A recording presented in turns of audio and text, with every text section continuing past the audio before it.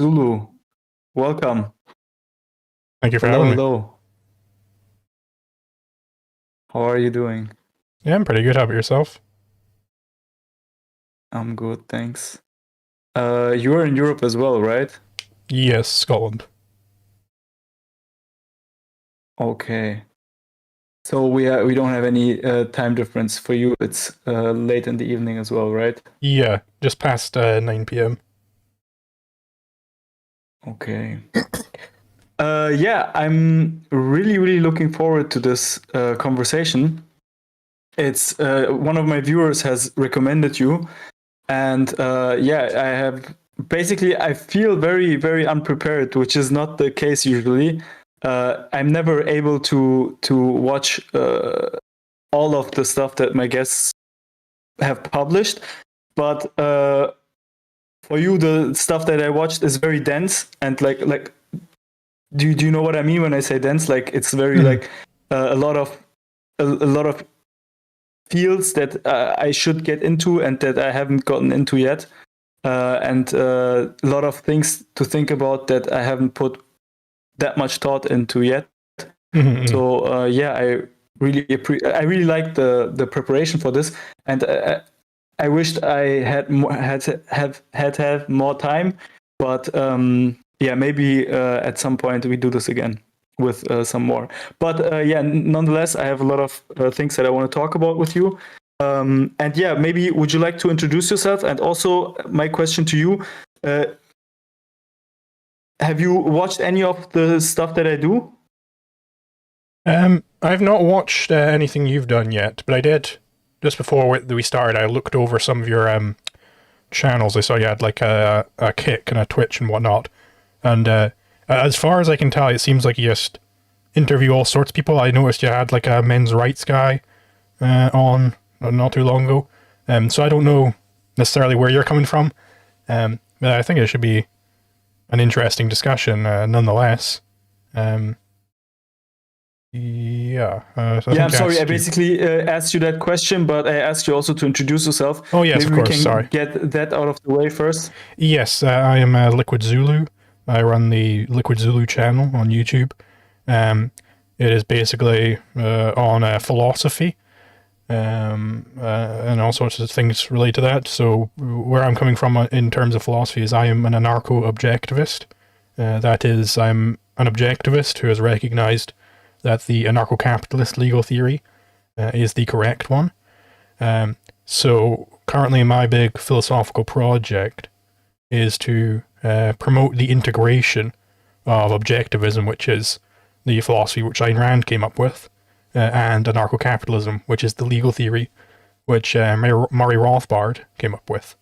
Um, so yeah, I mean you can find me on YouTube or on my website, which is linked on my channel. Mm-hmm. Okay, cool. So yeah, the reason why I'm asking is basically because of the nature of this conversation podcast stream.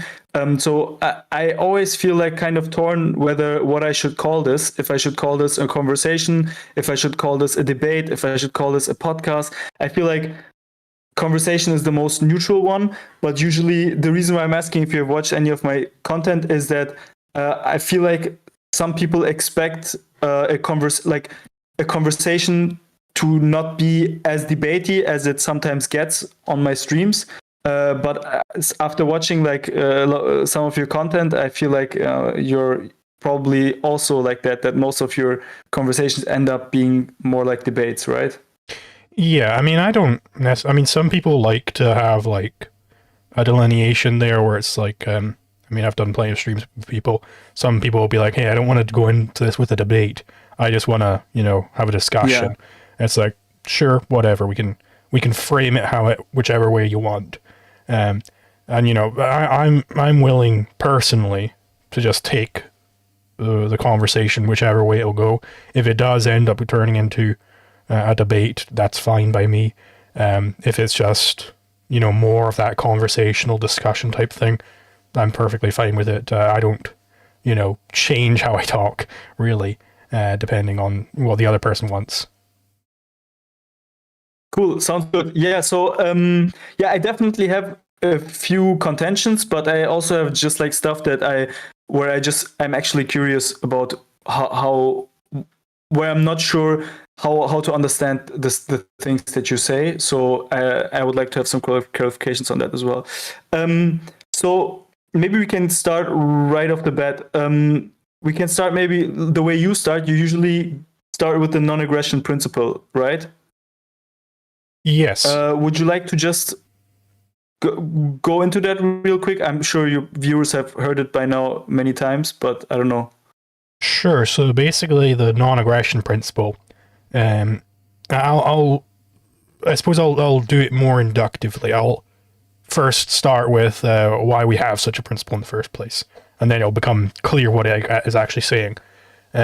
So basically, this is it comes up in this area of philosophy called law. So what a law is doing, as you would perhaps expect, if you look at what all the different like courts and lawyers and what all these different people are trying to do, it's trying to answer this question of what should you do given conflicts are possible.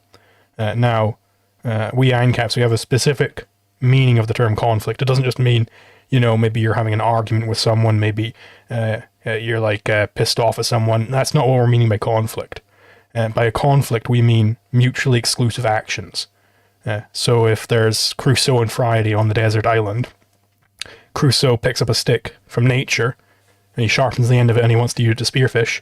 But then, as he's walking to the beach, Friday comes along, he sees that same stick and decides he wants to use it to stoke his fire, so he tries to take it off Crusoe. We've got a conflict there. So Friday's not able to stoke his fire with the stick at the same time that Crusoe uses it to spearfish. So those actions exclude each other. They're mutually exclusive actions. So the way we say this problem should be dealt with is with the non-aggression principle. So aggression is the initiation of conflict. So we go, hey, look, this Friday guy, he has started this conflict. He has initiated the conflict because Crusoe's actions preceded Friday's actions. Crusoe was already using the stick. He is the first comer to that stick. So he's already using it. So Friday has started the conflict.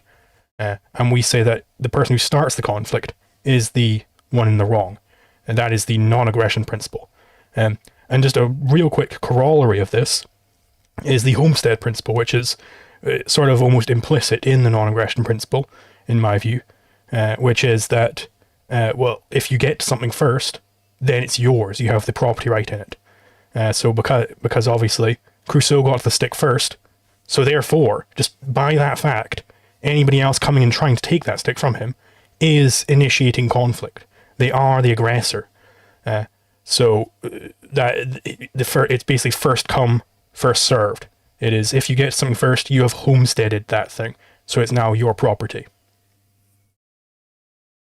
Mm-hmm. Yeah, so a couple of questions in regards to that. So the first thing that I'm really having difficulties to understand is the relationship between ethics and law when you're speaking about this, when you're using these terms. So when you say the law is that we cannot aggress, like when you say that's the law, I feel like what I understand as the law is the rule that is being enforced by an enforcer. So that's the way I understand the law. Whereas ethics are the rules that basically tell us what's good and what's bad. And ideally, those two would be in accordance with each other, but they might not be.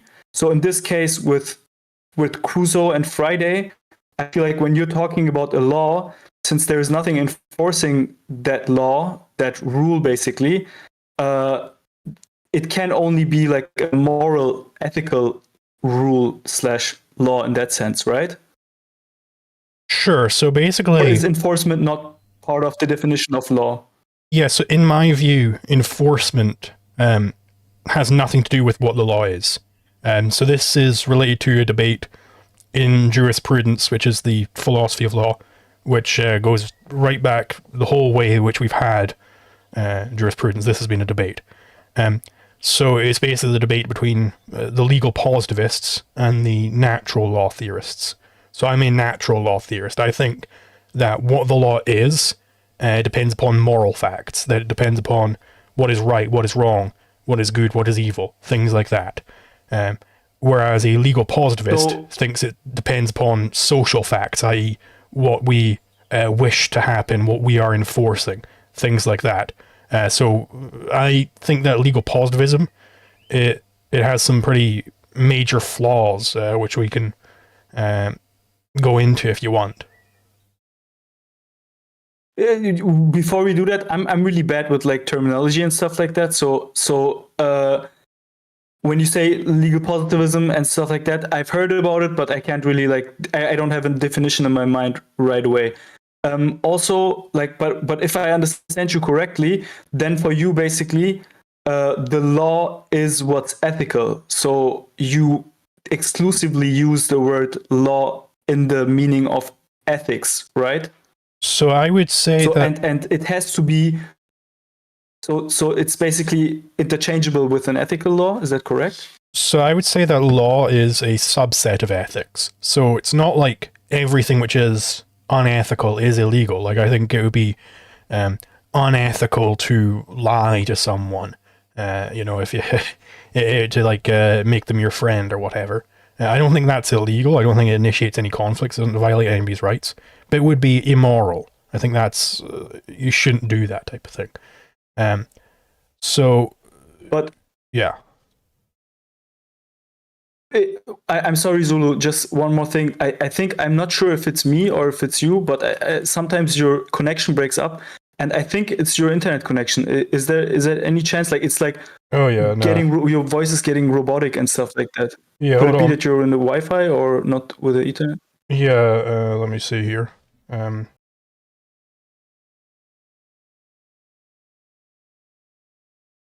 right, I've tried to turn off the VPN, which I didn't realize I had on. Mm-hmm. Yeah, that will hopefully that works. definitely help. I think it already looks better, like way less pixely. Cool. Okay, cool. So if you say that the law is basically a subset of ethics, so not everything that is ethical, that is unethical, is also illegal, right? So sorry, the law is a subset of ethics, right? That's what you're saying. So not everything that is unethical is also illegal, right? Yeah. Yeah. So in my understanding, so these are still two separate things, right? So there might be things that are morally wrong, but are just not enforceable, right? So they're just not. It's not possible to enforce them, and therefore they're not illegal, right? But they're ethically wrong. So that's why my understanding of law is the thing that is enforced, like the rule that is enforced is the law. So yeah, that would be a positivist stance, But legal what would positivist. be yours? So I'm a natural law theorist. So I think that even if nobody is enforcing my right to not be killed, and even if nobody could enforce that, maybe Superman comes down and he decides he wants to kill me, and nobody's able to enforce my right to not be killed by Superman. Even still, I think that I do have that right. Because I don't think that law depends upon the ability to enforce it. I think that is a strange way to think about law, and it leads to some very strange outcomes, which is if I go ahead and murder someone, but I'm really, really good at it, and nobody finds out about it, is it no longer a crime anymore? That's one of the things you have to accept if you're a consistent positivist. No, but the finding out about it, knowing about it, is not the criterion. Basically, well, if nobody knows about it, then nobody can enforce any punishment on me. But the judgment, so then there is basically nothing to there is nothing to judge, basically, right?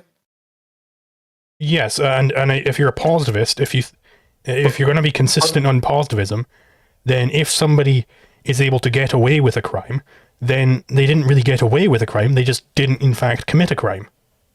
Even if you think that, it's normally a crime to kill your wife and a waiter, OJ got away with it, so it's no longer a crime anymore. Yeah, I don't know if I would see it that way, because I feel like the thing that we don't know, like also the ethical thing that we don't know, is still unethical once we know about it, right? Exactly. That's the naturalist viewpoint. That would be my viewpoint, but is that it's still wrong. And it's still criminal, specifically.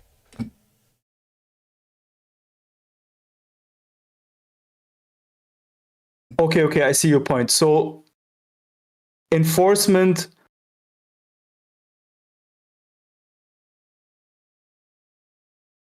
so the authority, it plays no role whatsoever what the authority, if there is enforcement or not. But wouldn't that mean that basically law and ethics there can't be, like, what would be then? Can you give us an example of something that is legal but immoral, just out of like something random? Something which would be legal but immoral. Let's say, I was a huge fan of you and I really wanted to get on your stream, but you only stream with people who have interesting viewpoints. And it's and maybe I'm just really, really boring or something. So I would make up that I have some really interesting viewpoint. I make up a bunch of credentials to show you how interesting I am. And I basically just con my way onto your stream. I don't think that would be committing any crimes at all, but it would be very immoral. Specifically, I'd be trying to gain values through deception. I'm trying to cheat reality to get something. But this, and then I'm just building up a house of cards, which will eventually collapse on me, and I'll be way worse off than if I just had never evaded reality. Would be the Randian way to put it. So it is illegal. It is legal because lying is not forbidden by the law. Yeah. So, I mean, right? There are certain circumstances where lying is forbidden, but in this instance, just merely lying, just merely not telling the truth is not a crime. But why? Can you just give me in a sentence why this is not illegal, without saying it's not a crime, because that's the same thing? So it's why is it not illegal? So it's not illegal because I didn't initiate any conflicts with you. Or anybody else for that matter. And why is it immoral? It's immoral because I'm trying to basically cheat reality. I'm ignoring reality on the premise that if I just, that my consciousness has primacy over existence, that if I blank out the things out there, that I can change the things out there, that I have primacy. Basically, that is the error there, is that I'm committing the stolen concept fallacy, as with any form of the primacy of existence. The primacy of consciousness. But you know what's true. You're not blanking out. You know exactly what's what. Well, not if I'm trying to deceive people, because any form of deception, it necessarily is built on the premise that I can change reality by ignoring it. Because I'm ignoring that I actually, in this scenario, actually don't have the qualifications to be going on your stream. I'm actually not these things. I'm ignoring that fact in order to try and gain the things which would be gained by having those characteristics. Instead of actually going out and getting those characteristics, going out and becoming this super interesting person, I'm just lying about it so that I can try and reap the rewards without having actually done the work. So that is trying to gain a value by cheating reality. I don't really understand that, to be honest, because I don't see how you have to fool yourself in order to fool somebody else. That's basically what you're saying, right? How you basically have to convince yourself of reality being different in order to convince somebody else. So it's not even necessarily that I'm different. fooling myself that I Right. actually do have those things. I'm trying to fool reality almost. I'm trying to say, hey, it doesn't, like, let's take another example. Let's say I really wanted to engineer a bridge, but, you know, I actually don't know how to engineer a bridge. I don't know what is involved in doing that, but I just make up that I do. And I go, oh, you know, these bridge engineers, they live such lavish lives. They you know, they have all the women. They love it when a man can make a good bridge, and they get so much money, and everybody loves them. They're like rock stars, right? So I want to be a bridge engineer as well, but instead of going and becoming an engineer and studying engineering to learn how to make bridges properly, I just lie and I make up a fake PhD in bridgeology and all of these different things. And then I try and design a bridge and it collapses on the first day, right? So what I've done there is I've just gone basically, hey, I don't actually need the characteristics of bridge engineer. I don't have to change myself. I can just lie. I can just make up a fantasy, this fantasy in my head, and reality will conform to my fantasy, and I will get all the things that you need to be a bridge engineer in order to get. I can get them without doing those things. I can get an effect without a cause. That is the way in which you are cheating reality, or at least trying to cheat reality, because of course I wouldn't get any of the good effects. I feel like it's getting too complicated for me. So if we just keep it really easy, if we just keep it as at I lie to you about what I have in my pocket, right? So I'm telling you that I have 10 euros in my pocket, but actually I have nothing in my pocket, okay? There will be something that is, according to you, immoral but not illegal, right? Well, it depends on why you're doing that lie, to be clear. Like, maybe you're lying because I came up to you and I wanted to rob you because I thought you had 1,000 euros in your pocket, but I won't rob anybody who has less than 100 euros. And if you lie and say, well, no, I've only got 10 euros, but then it's like, okay, that's fine. There will be a utilitarian way of looking at it, right? No. Because specifically, your lie there in that hypothetical wouldn't be trying to cheat reality to gain values. That is the sense in which lying is bad, is if you're trying to cheat reality to gain a value. Just if you lie to the Nazis about, like, you say, no, there are no Jews under the floorboards, that's a perfectly fine lie. That's perfectly moral. Why is that not cheating reality, and why is the other lie? Wait, which lie is cheating reality and which lie isn't? Can you give like 2 examples? So trying to cheat reality, an example of that would be lying about my qualifications to become a bridge engineer, or lying to try and get onto your... 10 euros in my pocket. So I have 10 euros in my pocket. I'm telling... I don't have 10 euros in my pocket. I have nothing in my pocket. And I'm telling you I have 10 euros in my pocket. In which situation is this cheating reality? And in which situation is this not cheating reality? So that would... I'm just getting some water, just so you know. I'm still hearing you, by the way. Okay. So if you're saying that you have 10 euros in your pocket when you don't, that would be cheating reality. If I would only hang out with people who have money, like, you know, we're going out to dinner or something, and it's like, hey, everybody's got to have money so they can chip in for the bill. And you say, no, don't worry, I've got 10 euros in my pocket. So you're trying to gain a value, i.e. having a nice dinner with all the boys and whatnot, by cheating reality, by pretending you have what you don't have, namely 10 euros in your pocket. I don't know an example where that wouldn't be cheating reality, where you have nothing but you pretend you have something. Maybe I'm a poor-hating murderer, and I will murder anybody who has no money in their pockets. You know, that's just the way I am. And I come up to you with my big gun, and I say, hey, if you don't have any money in your pockets, I'm going to kill you. What do you have in your pockets? And you say, oh, I've got 10 euros in my pockets. And it's like, okay, don't worry, rich man, I won't kill you because I only hate poor people. That would be an example where you're lying not to gain, not by cheating reality to gain a value, but by trying to protect what you've legitimately own, right? You're trying to protect yourself. I see why one is immoral and the other one isn't, but I don't see at all, like, not even close, I don't see why one is cheating reality and the other one isn't.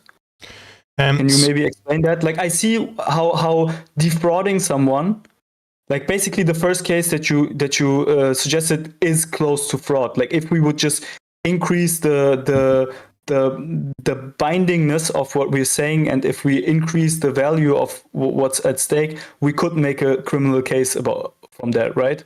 So if I'm pretending that I have a money, like when I go to a restaurant and I pretend that I have money and then I eat and then I go, like there could be even, we could talk about a case of fraud there, right?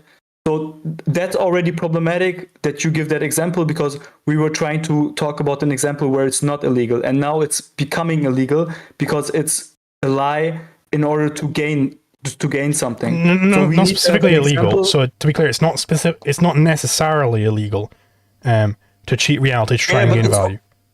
No, wait, but cheating. I'm saying it's necessarily. I'm saying it's necessarily immoral. That sort of lying, where you try to cheat reality to try and gain a value, that is necessarily unethical. But I don't think it's necessarily illegal. I think there are things you can do where, you know, maybe I want to be your friend, so I pretend to be someone who I'm not. You know, maybe before we go there. Yeah, sure. But before we go there, so why is in the self-defense case, basically, why am I there not cheating reality by lying to someone, and why in the other case am I cheating reality and by lying to someone? That I'm not getting. So you're not actually even gaining a value. First of all, in the case of lying to the Nazis who are coming to your house, we'll just use it as an example. Nazis who come to your house and they're saying, "Hey, are there any Jews underneath the floorboards?" And you say, "No, there are none," even though there are some. So you're not even gaining a value there.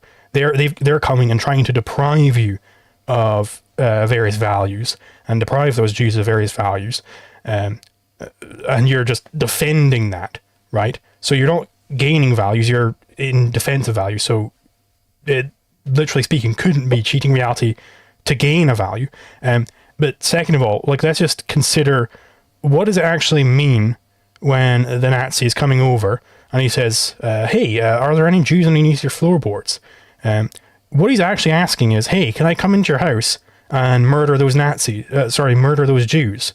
It's perfectly fine for you to respond to that and say, "No, it's not okay for you to come into my house and murder these Jews." The person is already engaged in deception. They're not being like real nice and friendly and being like, "Hey, I'm just intellectually curious." Like, that's not what they're saying. They're coming there and they're saying, "Hey, we want to murder Jews.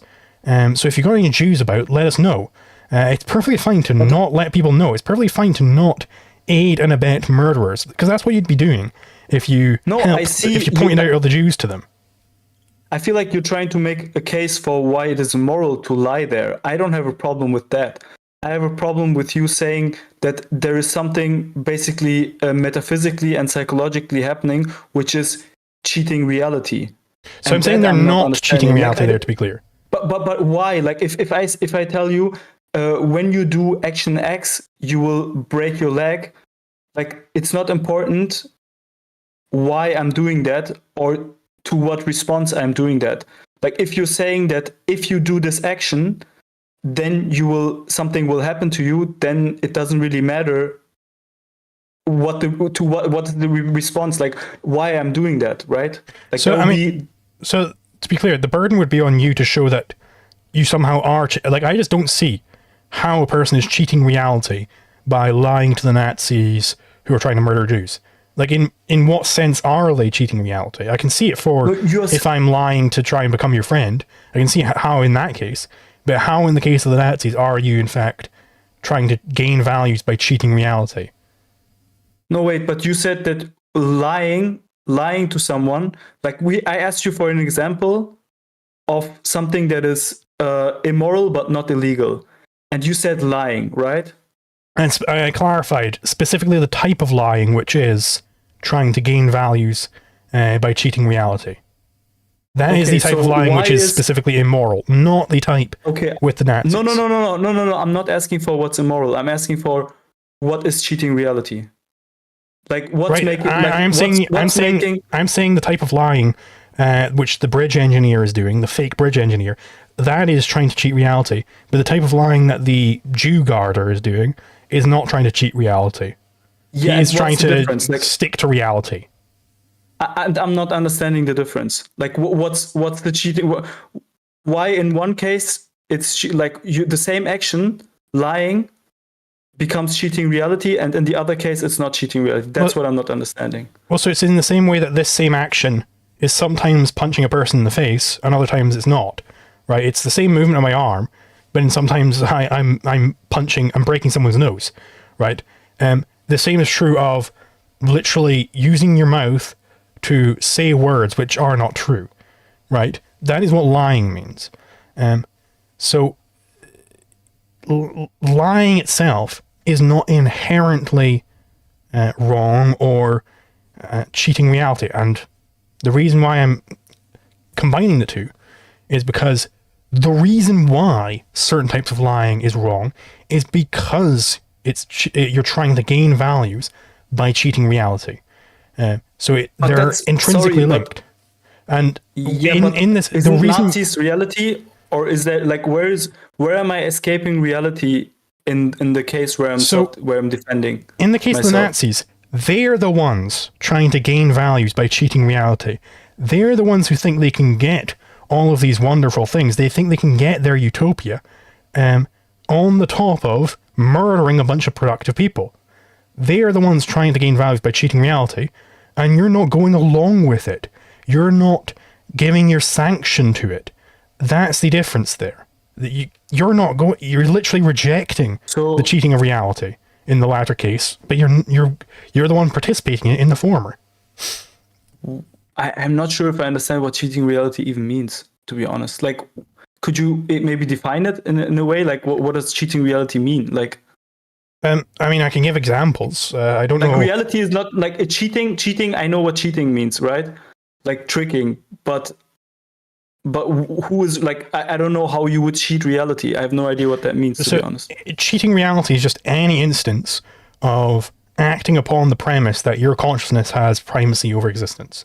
That would be the most general way you could explain cheating reality. You're thinking that your consciousness is actually more valid, more real than reality? Is that what you mean? It would rather be that acting on the premise that your mind controls reality.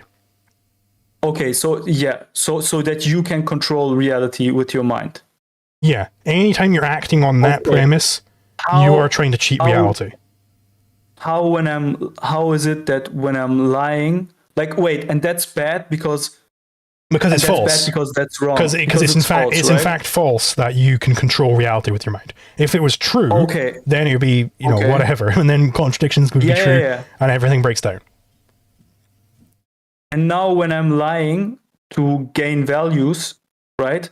Now how am I thinking? How is me lying to someone to gain a value?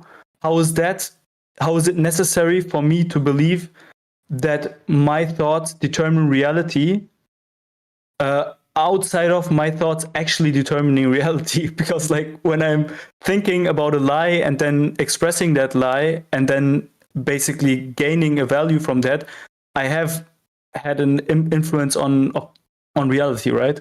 Well, so it's basically just a tautology at this point, because I have defined essentially the set of lies which are wrong are those which are where you are trying to gain a value by cheating reality. And what I mean by that is that you're acting on the premise that your consciousness has primacy over existence, that your mind can control reality, right? So it's just, that's just by definition, this is the set of lies which are bad. And I can give you examples of things which lie in that set. I didn't understand that. I'm sorry.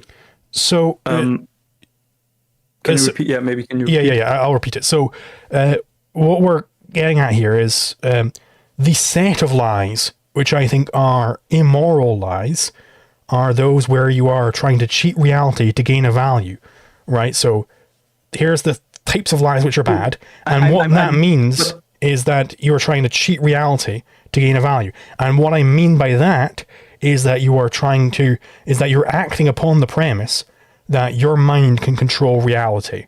So I just defined that's what I mean by that, right? No, but the problem is, can we remove bad and good out of this for now and then talk about it? Because the reason why we're talking about this is because you're saying that it is bad because it is cheating reality, right?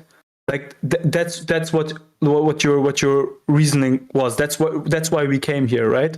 The reason why we're talking about this is because you said it is bad in this situation to lie because it is cheating reality. So now I'm just trying to understand what cheating reality means. So like cheating you have reality, to be able to wait. You have to basically be able to explain to me what cheating reality means without reference to good or bad and ethical and immoral and all of these things, because that's what you're trying to explain, right? yes. So I don't think I was doing that. So maybe I'll just try and Sure. clarify. Let's just ban the words good, bad, immoral, because like that's what you're trying to explain, right? Sure. We would have to ban them.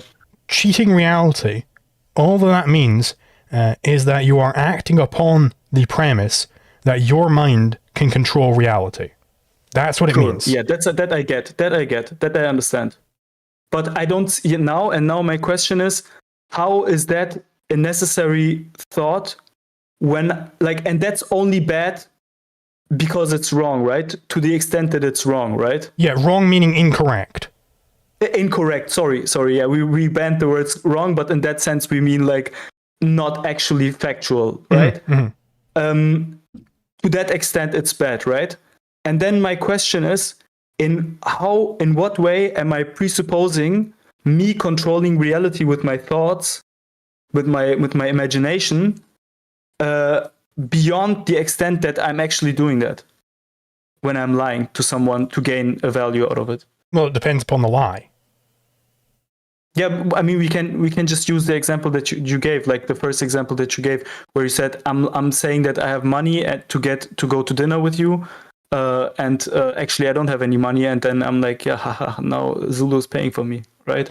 So that would be like an example. And now, how am I presupposing that I am controlling reality with my mind in this scenario? There, you're trying. The extent, sorry, one more add-on. To the extent that I'm not actually controlling reality, because to a certain extent I am controlling reality with my lie, right? With my imagination, because I'm making you go to dinner with me, right? But so I'll maybe clarify on that. In no way is your mind controlling reality. Now, your mind can cause certain actions that you take, and that's a part of reality.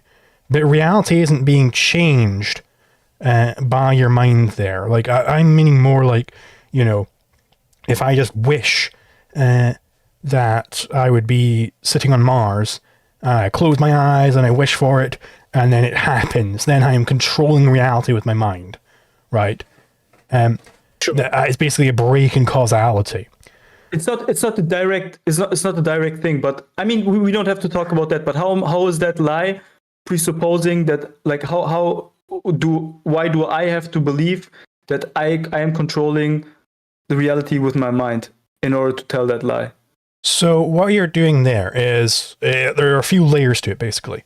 So on the first level, you are basically trying to get this value, this lovely evening, without having the necessary requirements to obtain that value, right? That value has certain things which are needed to happen in order to get it, right? Namely, people have to come together and pay, and people have to work for that money. You're trying to reap the rewards of all this without doing any of the prior work. You're trying to get an effect without a cause. So what you're saying there is that A is non-A, because the law of causality is just the law of identity applied to action. It is saying that because something is what it is, it acts accordingly. Pardon me. So it's a denial of causality. That's the first level to it. You're denying causality. You're acting on the premise that causality is false when you're asserting that you have money in your pocket when you don't have money in your pocket. I'm not sorry. When you say asserting, do you mean like internally or internally? or Yes. You're acting upon that premise. No, I know that I don't have the money. Actually, I'm not acting on that premise. You because, know like, exactly. You when know that you ask don't me, have the money. You know that you don't have the but money, yeah, right? Yes. exactly. Yes. Like, That's I'm what not cheating myself. you Like, know. yeah. Yes, because you do indeed know that you don't have the requirements. You don't have the cause, and yet you're expecting the effect. It's because But the you know lie that. could be the. If you didn't know that, But I know that. right. But I If you know that didn't know that, if you yeah. thought that you did have money in your pocket and it was a genuine mistake, then you're not cheating reality. You're not operating upon false premises. So it's because you know that you don't have it. But I know that cheaters and fraudsters get invited to can get dinners like that. Like, that is also reality, right? So I know. Right, so I you're know trying, that there is a.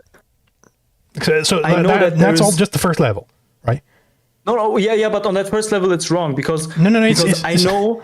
No, this causality that you're saying, the causality that you're talking about, I can apply that same causality to people defrauding. Like, I know about people that defraud people like that, and therefore that's the causality that I'm applying.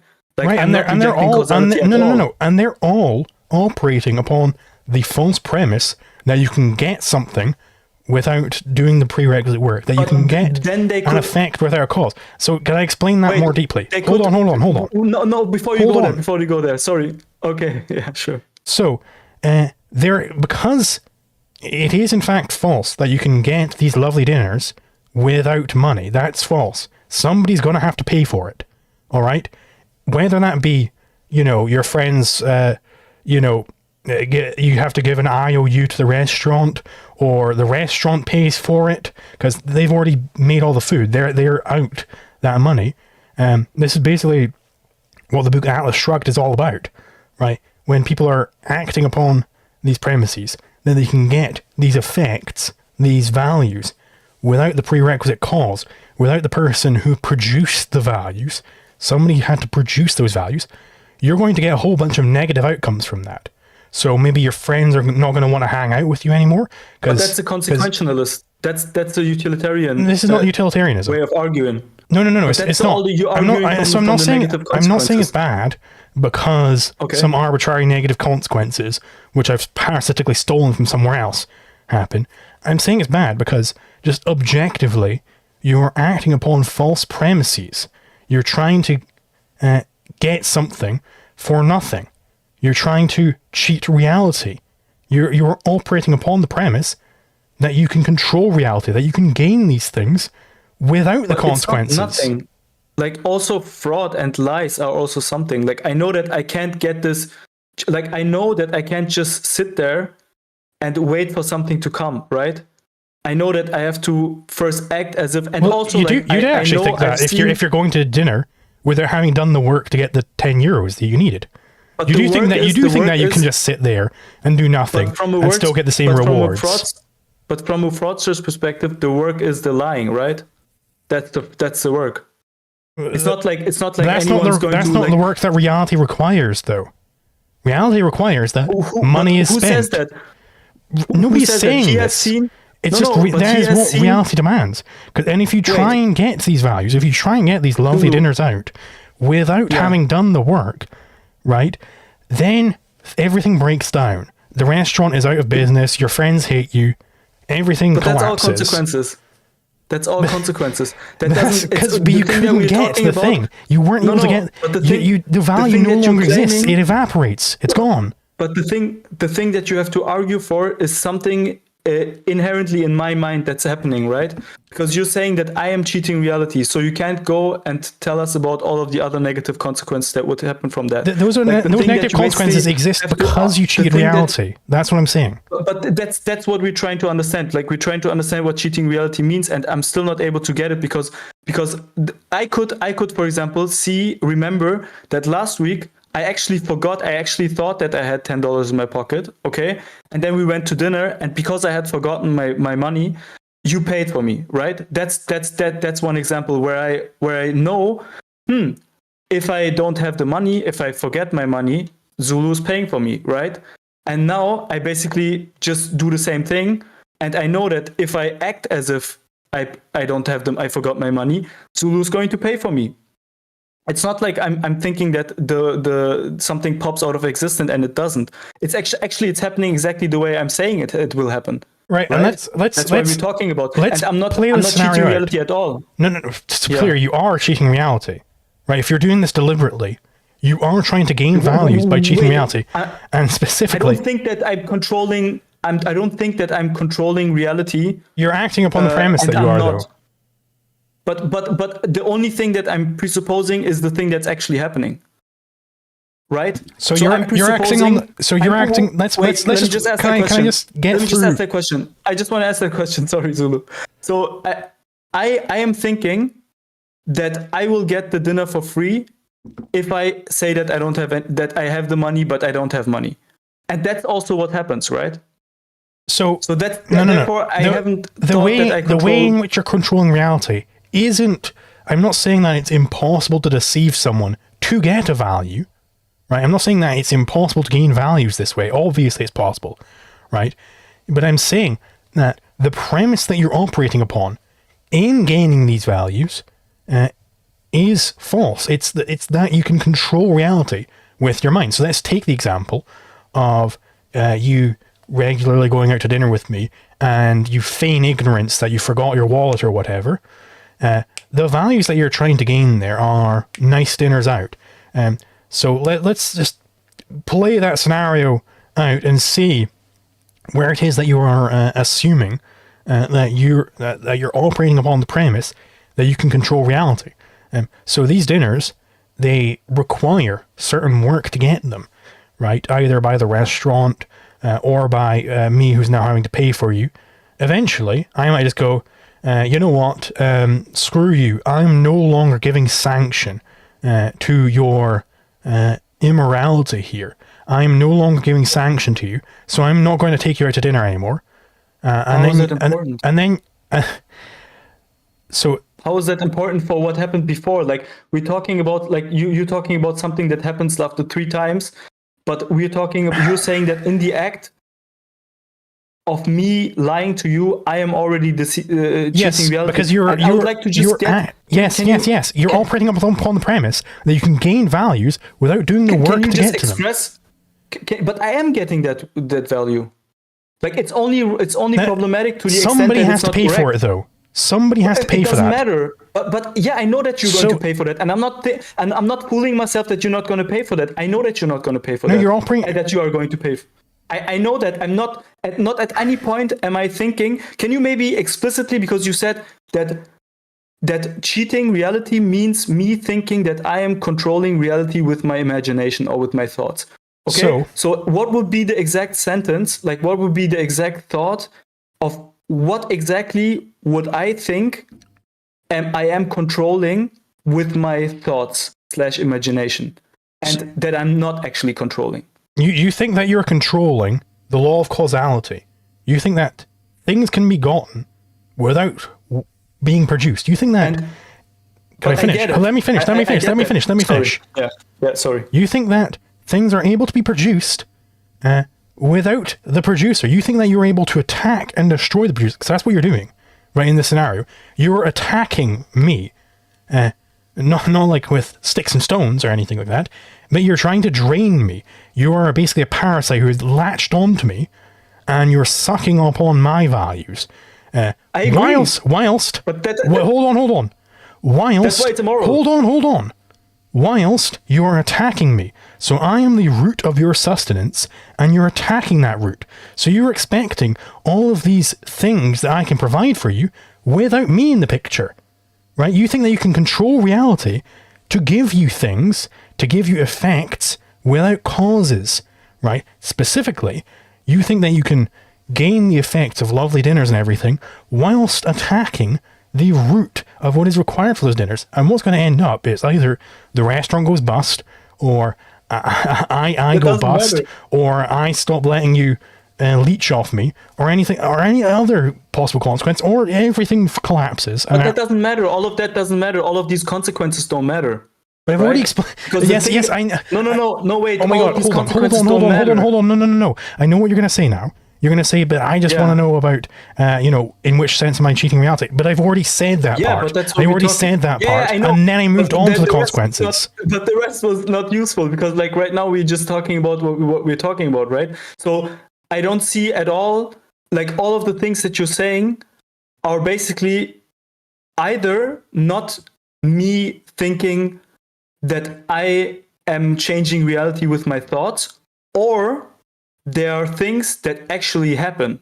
For example, when you say you think that you can control reality with your mind by you thinking that you can disable causality, I'm not thinking that. I'm not thinking that you are operating on that premise, though. You may not explicitly be thinking this. Like, I'm not saying that everybody who does. Hold on, I'm not saying that everybody who does this is like explicitly thinking, yes, today I'm going to change reality by pretending that causality doesn't exist. I'm not saying they're explicitly engaged in this activity, but implicitly they must accept this premise. Sometimes it's explicit, but most of the time it's implicit. Like, I don't see it at all. How I am, like, what would be the sentence in that scenario? What would be the sentence that, if for me, let me just say to you like this: in order for me to believe that I am cheating reality, I would have to see someone go with the like basically see someone think that they can, exactly what you said, basically, that they can change reality with their thoughts and imaginations. And to me, that's just insanity. So I don't know what to, like, I don't see any insanity in that scenario. I just see someone who's doing something immoral, but I don't see any insanity there. Like, I don't see any loss of reality there. The insanity is thinking that you can get Reardon metal whilst denouncing Henry Reardon. It's whilst you're attacking Henry Reardon, you think that you can still get Reardon metal. That is the insanity. Like, again, this is what the book Atlas Shrugged is all about. I don't know what that means. Wait, what's Reardon what? I didn't understand that one. Reardon metal. What's that? It is the emblematic instantiation of this. It is that is the archetype. This is just what Atlas Shrugged is all about. It goes over every possible concrete you could ever need on this topic. I don't know how to get more concrete than what I've gotten. You're literally just, there are certain things that need to be done to make these dinners happen. You're trying to get these dinners without doing the necessary things, so you're trying to get an effect without a cause. But somebody has to do those things for you. Sure, and I know that. And I know that the whole time. There is no single point in time where I don't know that. And that's the thing that you're saying, that the thing that you're claiming is that I think that that's not the case. That will be cheating reality. And then I know that at every point. So how is it cheating reality? The next level to it is you're just completely open with this. You're just completely fine with all this. And you acknowledge this entire thing. Right, you're not that deluded, but you are still deluded, right? Because then you become a knowing parasite. You are latched onto me. You're sucking me dry. You're killing me, and expecting. That's bad. Yeah, that's aggression. Hold on, it's a form of aggression. Hold on, that's not what I'm saying at this point, right? We have not at the ethics yet. Okay, so you are a parasite, a knowing parasite. So what is the parasite doing? They are attacking the host whilst trying to reap the values of the host. So you are cutting me down at the legs whilst expecting me to work for you. You are crushing Atlas and expecting him to hold you up. That is the contradiction that you're accepting there. Okay, so now you're basically making a new point, which is that I am, but I don't, a parasite doesn't care about, like, a parasite knows that it is destroying the thing that it's living off of. That's like, but you're still engaged in a contradiction. though. You might know that you're engaging in contradiction. Maybe you're really clever, and you know for a fact that, yes, I know that it's a contradiction for me to try and reap the rewards that Hank Rearden must make for me whilst pointing a gun at Hank Rearden and threatening to pull the trigger. I know that this is a contradiction, but I'm still going to do it anyways. I can just sure, fucking you try might it know and go that. to the next one, right? You can a parasite. That's what a Hold on, parasite yes, can do, exactly right? exactly there, and then go to the next one, because you assume there will always be a next one. There will always be a next producer to suck dry. But what happens? Yeah, but that's only problematic when it's not the case. Hold on. What happens when Atlas shrugs? All the producers go on strike. There are no more producers. What happens then? I feel like, I don't know. Your contradiction is revealed. You aren't actually getting values. You're just predating upon them. You're not the producer. You're the predator. I agree. Like that's nothing with. I don't disagree with any of what you just said in the last 5 minutes. Like I agree with all of that. Like I agree that it's aggression. I agree that it is parasitic. But I don't see like any necessity for deluding yourself. So if you were truly acknowledging reality and acknowledging the requirements of reality, that things have to be produced by someone, then you wouldn't be attacking the one who is producing and providing for you, because someone's got to do that provision, right? So you wouldn't be attacking your own provision there, whilst saying that we need more provision for me. Like that is the contradiction that is being accepted here. But and that's why it's destructive, because contradictions aren't real. I could just do it until there is none left, and then I start producing myself. I don't know. Like I don't see the delusion. I just don't see the delusion. But you aren't able to do that. Hold on, because if at some point in the future, hold on, there's multiple levels to it. Hold on. There's multiple levels to this. So that would basically be saying, oh well, I'll just keep doing this until I've killed everybody. And then I'll start producing. Then I'll be the great big producer. So, first of all, that you're not going to be able to be a great big producer if you're a career parasite. Parasites are parasites. You're going to starve and die, right? So there's that. And secondly, if you are, this is basically just taking just this once, I'll do this. Just this once. In fact, it's even worse than just this once. I will be a parasite. It's all this time I'll be a parasite. But we'll take just this once. Just this once I'll be a parasite and I'll violate the moral laws. This is equivalent to saying, I'll accept just this one contradiction. Just this one time, I'll accept contradiction and maybe it'll be all fine. No, you don't get to accept just one contradiction. It completely destroys the entire structure of your values. You can't seek objective values. You can't seek objective values if you are a parasite. It's not possible, because you need principles. Okay. You need the objective principles to identify objective values in the first place. So no, this is not something which is possible. Can I ask you something else? So it's related. Is lying to get a benefit out of it, is that always aggression? Because that's I feel like, but why did you then, like, is being parasitic always aggression? No. Okay, so it would not contradict the non-aggression principle to be parasitic? Not necessarily. It's okay. Under which circumstances would it be aggression? If you're doing it aggressively, if you're doing it in such a manner which initiates conflicts. So lying would not fall under that. So basically fraud is totally fine. That does initiate a conflict, because fraud means theft by deception. But you just called that parasitic, and there is some threshold. So when there is no threshold, so basically when the person doesn't find out about the fraud, then it's not. Then it's okay. No, that's still aggression. It's it's theft by deception. So there has to be some amount of time where they don't find out about it, or else it's not by deception. You're just taking it from them. Like, and instantaneously, I know that the mugger is trying to steal from me, but the pump and dump scheme guy, Mr. Ponzi coming to town, he's not necessarily clear that he's stealing from me until, later on when it becomes revealed that the guy was just a parasite. Wait, so lying to get a benefit is not a crime? It might be, not necessarily, though. But you gave it as an example for something that is not a crime. Specifically, it can be a crime, but not necessarily. There are some instances where it's not a crime.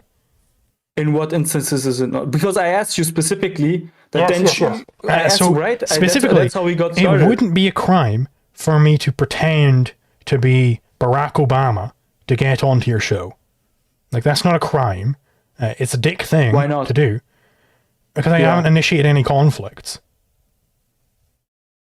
Wait, doesn't, like, the moment that I am like, what the fuck, you're not Obama? Like, isn't that like, wouldn't that be it would very quickly become clear that I'm not Obama. But it would be bad. I am like buying this huge studio, and I'm like inviting all of my friends and family, and I'm too bad. It's like I tricked you. Buying popcorn and stuff like that. Yeah, yes, it would be very mean. How is that different? It would be very mean to do. But it's not I'm crime. selling like tickets, but wait, how is that different from me pretending that I'm P Diddy? And okay, P Diddy might be a wrong example, but me pretending I am Beyonce, and someone give me like 200,000 euros. So yeah. If I pretended to be Barack Obama in order to get money out of you, and I say, hey, I'm Barack Obama. That sounds more like Pierre. I can't do a Barack Obama. So what's hey, Holmes, I'm Barack Obama. Wait. So in both cases, you're getting something. No, it's not a threshold. It's not a threshold, right? It's a difference in kind. Not like, oh, it's fine if you only do it to $1, but not if you do it to 50. I'm not saying anything like that. I'm saying that if I literally just, all that happens is I go on Discord, I lie to you and say, hey, I'm Barack Obama, can I come on your show? And you put a bunch of work in to make it a really nice show, and then I show up and it's like, I'm very clearly not Barack Obama, right? That's just a lie. It's very mean to do. You shouldn't do that, right? But that's not a crime. I have not initiated any conflicts. But if I say, hey, I'm Barack Obama, and I'm looking for campaign donations so that I can campaign again in 2028 or whatever. If I say that to you, and I try and get a campaign donation out of you, but of course I'm not actually Barack Obama, and then I'm stealing your money by deceiving you. What's the difference between me allowing you on my show under false pretense and me giving you money under false pretense? What's the difference there? Because me clicking accept on a Discord call doesn't actually deprive you of anything. It doesn't take anything from you. I've not initiated any conflicts. But if I take money from you under false pretenses, if I take money from you under false pretenses, then I am initiated conflict over that money. Right? That's an actual scarce resource. So it has to be like, it can't be defrauding. Always has to be some wealth transfer between two people. Not necessarily wealth. So fraud in general is just theft by deception. So could it also be like making me do something out of false pretense? What is stolen there? Nothing. Like that's why I'm it's asking. Not fraud. That's what I'm asking. That's exactly what I'm asking. So is it only fraud if there is an exchange of goods happening, or is a service also part of that? Sorry, I'm not laughing at you. I'm laughing at my chat is saying A. Holmes and Barack Obama in quotes. No worries. So yeah, no, it's literally only fraud if you're stealing something by deceiving the person. That's just what fraud means. Okay. So it doesn't have to necessarily be money even. Like, let's say I pretend that I'm, could be a service as well, right? Yeah. Maybe you're bald. Yeah. Sorry. Maybe you're blind. Maybe you're blind. And I have a really good Barack Obama impersonation. And I come to your house and I'm like, hey, I'm A. Holmes, I'm Barack Obama. And you're like, oh my God, it's Barack Obama. I say, hey, you know what? Give me your microphone. I need it for my speech tonight. And you're like, sure. There's your microphone. No, that would be good again. That would be good again. Yeah. So that would be fraud. I'm more saying it doesn't have to be money, is what I'm saying. Yeah, I know, but I'm asking you, could it also be a service? I mean, no, because a service isn't actually a thing that you can own. Why? If I ask you to build me a chair, right? And then I'm like, haha, going, bye bye, see you. Sorry, you cut out a little bit there. So if I ask you to build a chair, and you build a chair, and then I don't pay. So I told you I had therefore, money, but therefore, it would be fraud of the money. So the contract there would be, I build a chair for you, I give you the chair in exchange for $50 or something. So you've stolen the $50 from me there. Okay. What about pretending that you're? So have you heard about these cases of rape where there is a twin basically acting as if they were the other twin brother and sleeping with the woman? Is that rape for you? Yeah, that is rape by deception, which is different to fraud. Is that? Why is that? Why is that rape? Like, why is that not the same thing as you saying that you're Obama and asking me on the show? Well, because I didn't rape you. How is that different? Yeah, but you asked me, like, entrance into my show is basically the analogy to entrance into the body. How is that different? I've heard you make that. Wait, I've heard you make the comparison many times that body and your property is basically the same thing, right? It's your body. I'm not interacting with any of your property there, though. You're coming onto my space. Like, how is it? Like, I'm only giving you access to my space under the pretense that you are Obama. No. So, to be clear, your space here is like a Discord call. Like, I'm not even trespassing. Is that not my space? Like, I'm not even trespassing here. Like, if you invited me into your house on the condition that I'm Obama, then yeah. But I mean, yeah, that would be a crime. Is a Discord call but then I would be trespassing. Right, the crime is trespassing. So you just say, "Hey, you're not Obama. Get the hell out of here." It's like, wait, okay, but you have like visual access. Like, you get, like, right now, you get visual access to me. You get access to my voice, right? So that's the thing that we care about. So the thing that we care about is that maybe the thing you care about, but like law doesn't care about it. We don't talk like law doesn't care about visual access or anything like that. No, I'm confused. Are we talking about the law? I don't think we're talking about the law right now, right? We're talking about because we're talking about fraud. No, right, yeah. You're right. I'm sorry. Yeah, you got me confused there. Yeah, or I confused myself. But so, yeah, but what's the difference? Like, I would say that it's just a threshold thing. So would the law care about you? Basically, the law would basically care about you saying, knocking on my door and saying it's the police. And then me opening the door, that the law would care about, but the law wouldn't care about me knocking on your door and saying this is Obama. Right. So this depends very heavily on. The principle is the same, right? Yeah. Hold on. It depends very heavily upon social norms. So the social norms are generally that the door is there to, if you need to interact with that person. You go up and you knock on the door, right? And that's why there's like paths to it and stuff like that. Now, the social norm would be that if you knock, this is the police, that you're basically saying, hey, you're a criminal and we're coming in right now. We're going to, and if you don't actually, if this person isn't actually a criminal who you're going to be restraining, that's a threat, basically. You are trying to deceive someone, to do some sort of nefarious thing with their property. You're trying to basically rob them, right? Probably. Or kill them or whatever. I think I am back on track. So I was lost there for a moment. So the reason why we're talking about this is that you were giving me an example of something that is immoral but not illegal, right? Sure. And the thing that you gave me is that you said you said a lie for gaining value. That's the thing that is immoral and not illegal. And I'm asking you, and I believe that is not categorically the case. And now I agree, it's you not also categorically. don't think you exactly. I think, you I agree think with so. that. Yes, I think there are some instances where you lie to gain a value, where it is indeed a crime. Exactly, and you think that the line between that being a crime and that not being a crime is The NEP. if there is a sorry. The NEP is the line.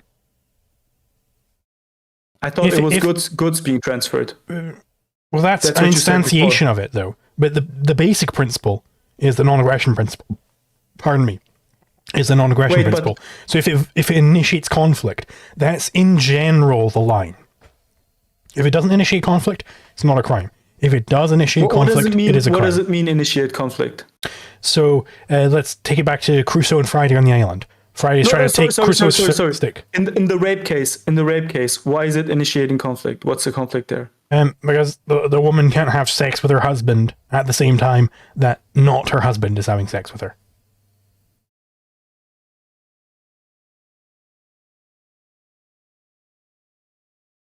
Is that the conflict? Yeah. Is that the stick? Yeah. It's over her body. Yeah, but the stick would be her body, right? No. That doesn't make any sense. Yeah, the conflict is over her body. But then it would be the two brothers having a conflict over her. But that's not the case. No. She and the fake husband are having a conflict. Yeah, but if the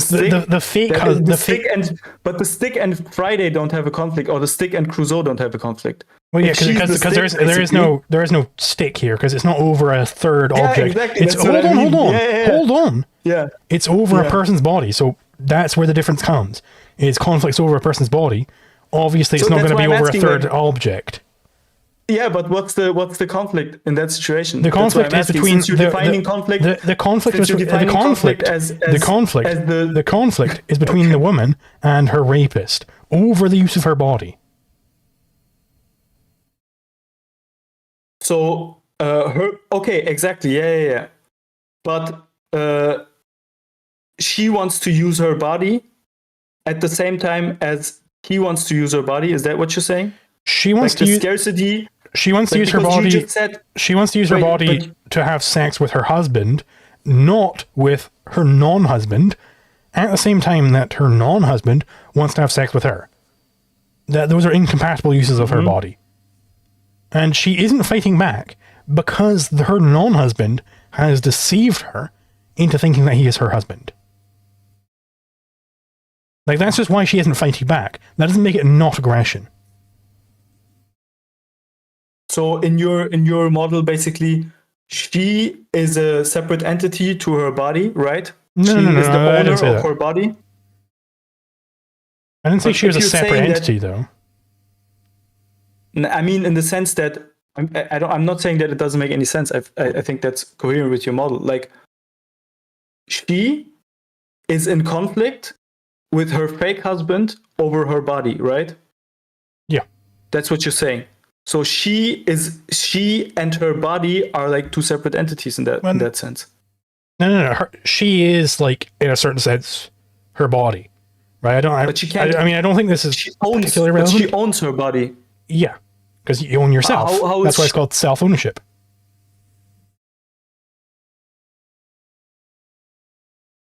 I don't know if I agree with that, but I think that's not a big problem. Yeah, I mean, you can get into, I suppose, debates over whether you are your body. I think you are your body. I don't think there's like some wandering soul or something, which like comes around and inhabits your body. I don't see that making much sense. And like if I say, "Hey, you over there," I'm clearly talking about the whole person, the person as a whole. Right, I'm not talking about your arm. I'm not talking about your ear. Right, I'm talking about you, the whole person.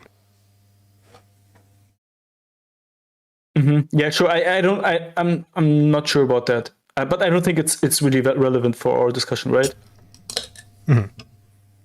Yeah. So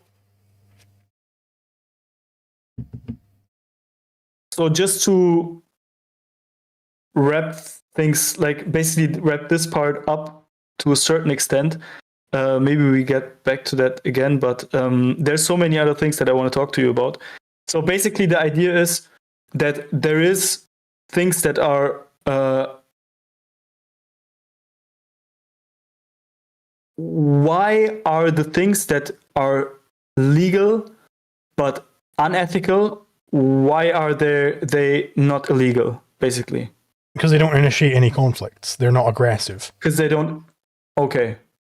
So in order for something to be illegal, it needs to have aggression. Yeah. But it doesn't need aggression for something to be immoral. Yeah. So aggression, the aggression principle is not the source of our morals. Yeah. Okay, what's the source of our morals? So I think it is life as the standard of value. I think the objectivists got that one right completely. So basically, you are a being of a certain type. You have a certain nature. So certain things are proper to you, and certain things are improper. Namely, you have to look at, like, what is the actual need for a standard of value, which is what morality is all about. It's there are things that you can go out and pursue, things that you can try and gain. Why do you need to gain things in the first place? Well, the reason is that you're a living being, right? You can die, so you need to keep pursuing things to not die. And the reason why humans in particular care about morality is because you can make mistakes, errors, falsehoods can enter into your selection of things which you're going to pursue, because you can select things to pursue. Like a dog can't select what he's going to pursue. He just pursues automatically. He doesn't have free will. I didn't. Did you watch Dragon Ball when you were little? Okay. Well, I didn't. So I didn't understand that, basically. So there is this meme where basically there is this one character in Dragon Ball, and he's like a very wise man, and he's like giving a speech and telling a lot, and then the young Son Goku says, I didn't understand a thing, and then basically the grandpa always drops like this. Okay, the ones that know, they know. But yeah, I didn't understand that, so I don't know. Can you explain it in a more concise, clear way? I'm not saying that it's not, but I didn't understand that. So where is our morals coming from? I feel like it is, you're moral objectivist. You believe that it's not like culture, it's not arbitrary. That's what you're against. You're basically rooting it in something objective. Sure. So what is that? Let me maybe try and take a different approach to it this time then. So, like, let's say, first of all, the first thing which needs to be established here is that humans do indeed have free will, or else there is no meaning or need for any sort of guide to your action, like ethics is, right? So if it's all deterministic, so we don't. It's already, there is no ought if there is no decision, right? Yeah, and there's also no knowledge either. Like, because epistemology is also a guide. Like, if you are just going to believe whatever you believe, how the hell do you validate any beliefs, right? And that's basically how objectivism shows determinism to be self-defeating. I'm not sure about that, but yeah, okay. And specifically, the place in which objectivism holds you have free will is in the very basic level, is in focusing or drifting. So focusing means actively paying attention to sense data. Drifting means just kind of letting it flow over you, not paying attention. And then above that, there's the second level, where if you are focusing on sense data, you can either think about it, actively integrate it into your apparatus of knowledge, or you can evade it, you can ignore it, you can blank it out, pretend that it isn't true, actively disintegrating your knowledge.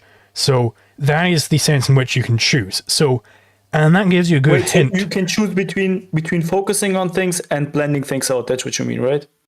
So the first level choice would be focus or drift, and the second level choice would be thought or evasion. And the higher level choices, they require the previous level choices. Like, people who believe in free will, you might come to them and say, hey, well, can I choose to speak Spanish right now? Like, I don't know how to speak Spanish, so I couldn't choose to speak Spanish right now. Because that's a way, way, way higher level choice. That's like a 1000th level choice. I need to make so many previous choices before I can speak Spanish, right? I need to learn Spanish. I need to do so many things to be able to speak Spanish. The main choices we care about for this discussion is right? The first level and the second level. But that assumes that would be possible, that you speak Spanish. It might be that it's not possible. Well, it's definitely possible to me to speak Spanish because I can speak. I mean, so I would I have to learn it first. It's not possible under this circumstance. It might be that, okay, whatever. But I still don't get how do we get to what's good and what's bad? So the way we get there is, and you get a hint of this from just these two levels of choices. That's all we care about right now, is the choice to focus or drift or think and evade. So because those are your basic choices and ethics is concerned with choice, right? Let's consider what we might be against. So let's take the choice of thinking or evading. I could sit there with a volcano is about to erupt. I can see the smoke pulling out of it, and I know that it's about to erupt. So there are two choices I can make here, broadly speaking. I can choose to fuck off, run away, and get the hell away from this volcano, right? Or I could try and pray to the volcano gods, and they'll stop it from erupting. Those are two basic choices based upon thinking about it or evading the facts. So if I'm praying to the volcano god, I'm retreating into my mind and evading the fact that the volcano is exploding and praying to some mystic deity to get it to stop erupting. So that would be... I disagree with that. I absolutely disagree with that. That would is that important? Like, is it important that I disagree with that? I mean, in order to understand what you're going to say? What do you disagree about it with? Like, I know there are more things you could do there. Like, I'm not saying that. No, I know. Yeah. But I'm disagreeing with the assumption that praying to the volcano gods is evading. Like, so to a certain... The way in which it's evading is that there are these legitimate facts of reality out there, namely the volcano is exploding, and you already know that exploding volcanoes kill. So the person is blanking this out, ignoring this fact, and placing above it their wish that the volcano didn't destroy them. They're wishing that it doesn't destroy them to some god, right? So they're placing an I wish over an it is. That is the most basic way which you could explain evasion. It's also seen in the child who thinks there's a monster under their bed, so they hide underneath the covers. Okay, I'm not right now. I'm a little bit torn if I should get engaged in that because I really disagree, or if we should just go to the part where we explain morals. Can we do? I'll go through the whole thing, and then we can go. Yeah. So the one way to put it, at least. You're saying it's evading when you pray to the gods, and you're saying it is focusing if you are running away, right? Yes, and so the objectivists would say, hey, it's wrong to evade. Now, why is it wrong? What is wrong about that? Where did we get this badness coming in here? It's because it's literally just false, right? You're literally just operating upon premises which are false. These premises will not allow you to properly identify and apply principles, objective principles to gain values. So, and what is the whole purpose of ethics is to gain proper values. It tells you how to gain proper values, but there are certain standards of value which are necessarily not going to work. They are ignorant of reality. They're based upon false premises. So because they're based upon false premises, true. Like the more true it is, the more good it is. Is that what you're saying? Specifically, the good is a species of the true, is a saying from Leonard Peikoff. It's the opposite of the pragmatist saying, which is that the true is a species of the good.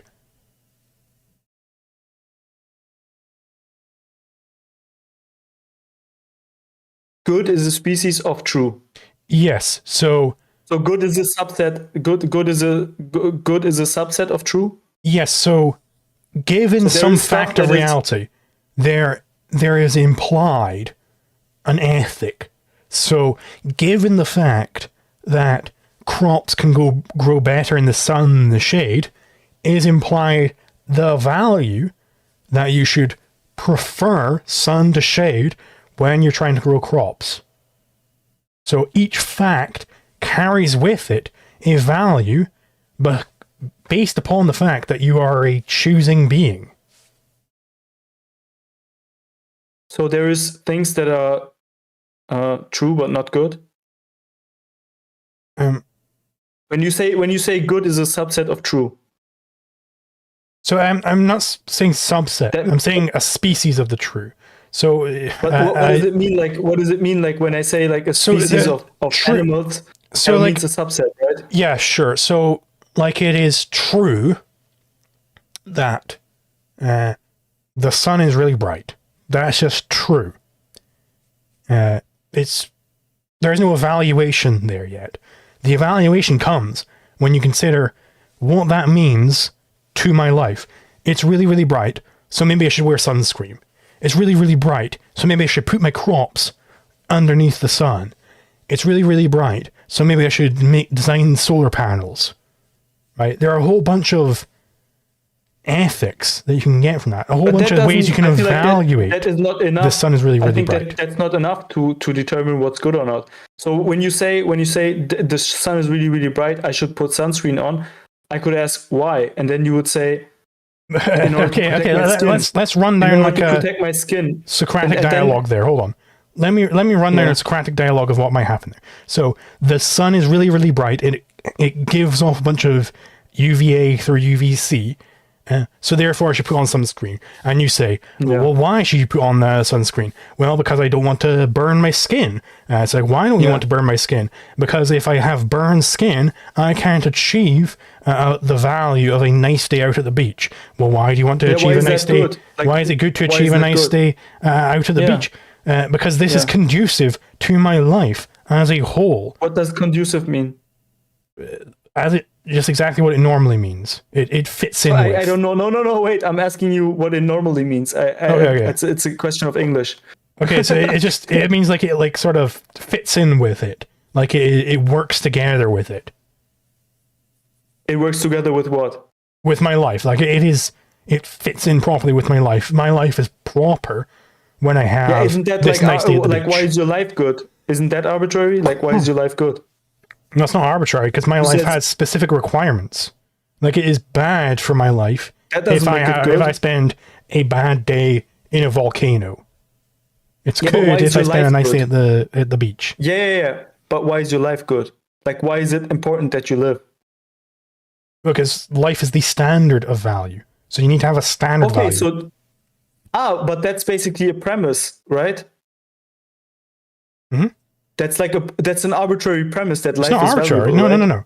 It's not arbitrary. Okay, why is it not arbitrary? Look at what are some of the other alternative standards of value we could have?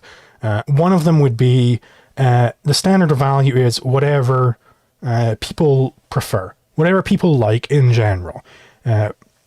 So this would be basically social metaphysics. It is taking primacy of other people's consciousness. The reason why that's bad as a standard of value, because it's just false. That in fact isn't the case, that other people control reality. So that one's out. Why is life as the standard? What? I didn't understand that. Sorry, can you repeat that? I didn't understand that at all. So So basically, we're trying to explain why is life valuable. Like, in order to prove that life being valuable is not an arbitrary claim that you do, like an arbitrary premise, an axiom. In order to do that, you basically would have to give an explanation for why it is the premise, right? Like why that's the case. Yeah, so basically what Ayn Rand did was she just looked at why we have values in the first place. What in fact are values? And what they are is that which man acts to gain and or keep. That's what a value is. So why does man need values in the first place? Why does he need to act to gain or keep things? Well, it's because he's a living being. He can die. He's faced with the alternative of life versus death, so he needs to keep pursuing things. A rock doesn't have any values. Why does man need a code to guide his seeking of values? Because he can choose things. So then what code could he choose? Well, he looks back to, well, why do I need values in the first place? Because I'm alive, so life should act as the standard for values. But I agree with like all of the anthropocentric things that you're saying. But I also assume that. But I assume I would never say that that's something that is objective. I would say that that's an arbitrary choice to have an anthropocentric view of, like, when you say man, what does man value? That's an arbitrary anthropocentric view. What is the standard of truth? Like, are you taking an arbitrary epistemology as well? Is it arbitrarily true that that Aristotle's laws of logic hold? Is that also arbitrarily true, or is it based in reality? That rules hold true? The Aristotle's laws of logic. That, like, A is A. Or synthetic a priori judgments. Basically, are those... If those are what? If those are arbitrarily true? No, I'm asking, presumably you follow Aristotle's laws of logic, like the law of non-contradiction, the law of identity, the law of the excluded middle, things like that, right? Are those also arbitrarily true? Are you just arbitrarily accepting them? Or are they actually reflective of reality? Arbitrary and true, I feel like arbitrary and true don't go together in that sense. Okay, like, so are they? That wouldn't make any sense to ask that question, I feel like. Okay, so you're saying then... You're saying that... Hold on. I need to explain myself more. But I have to finish what I'm replying to you. You asked me a question and I'm replying to you, right? You asked me if it's arbitrarily true that Aristotle's laws of logic are true, right? That's what you're asking. And I'm saying that is a weird question, because I think that something is either true or not. And I don't even know what arbitrarily true means. Like, arbitrary is you put on a statement, you assume that a sentence is true, and I think that you don't have any justification for it. You just assume it, and that makes it arbitrary. That's what I mean by arbitrary. So, you said that these ethical principles, which you accept, you said you accepted these anthropocentric ethical principles. They are just arbitrarily accepted. I'll use the word accepted. Okay, in ethics, it's arbitrarily accepted. Now, is the same true in epistemology, right? Do you just arbitrarily accept your standard of truth, i.e. Aristotle's laws of logic? Are you just arbitrarily accepting them? Like, take the law of identity. Are you just arbitrarily accepting that it's the case that A is A? No. I think that there is something objective. There are like basically the conditions of experience that without them, like you presume these when experiencing. Yes. So no, I don't think that these are arbitrary. Can we just dig into that? So you're saying that the law of identity, for instance, is presumed when experiencing. So it's What it's, specifically do you it's the mean by that? condition. It's the condition. If you abstract of any experience, these still hold. Like it's something that you need in order to experience. Like you have to have a concept of those things in order to experience. They're implicitly always an experience. So the reason why I'm trying to dig into this is it sounds kind of Kantian. I don't know why that's so important. And yeah, that is Kantian. Yeah. Okay, so you're accepting aesthetic, basically. The Kantian view on the laws of logic. Yeah, but I'm not. That's why I don't want to really get into it, because it's been a very, very long time that I've read into that, and I remember reading it and agreeing with it, but I would not be very qualified to tell you a lot about it. But I don't know why we're talking about this, to be honest, because the thing that I'm asking you, you would convince me that this is not arbitrary, that this is objectively there, if you would be able to basically convince me, like Kant did with experience, that causality and space and is basically necessary for experience. If you would be able to convince me like that it's already presupposed in something that I already have, then I would grant you that anthropocentrism is not arbitrary. The reason why I wanted to dig into that is because if we're just going to take the Kantian view, then everything is just completely subjective, right? There is the laws of logic, the law of identity, we'll take that as a concrete.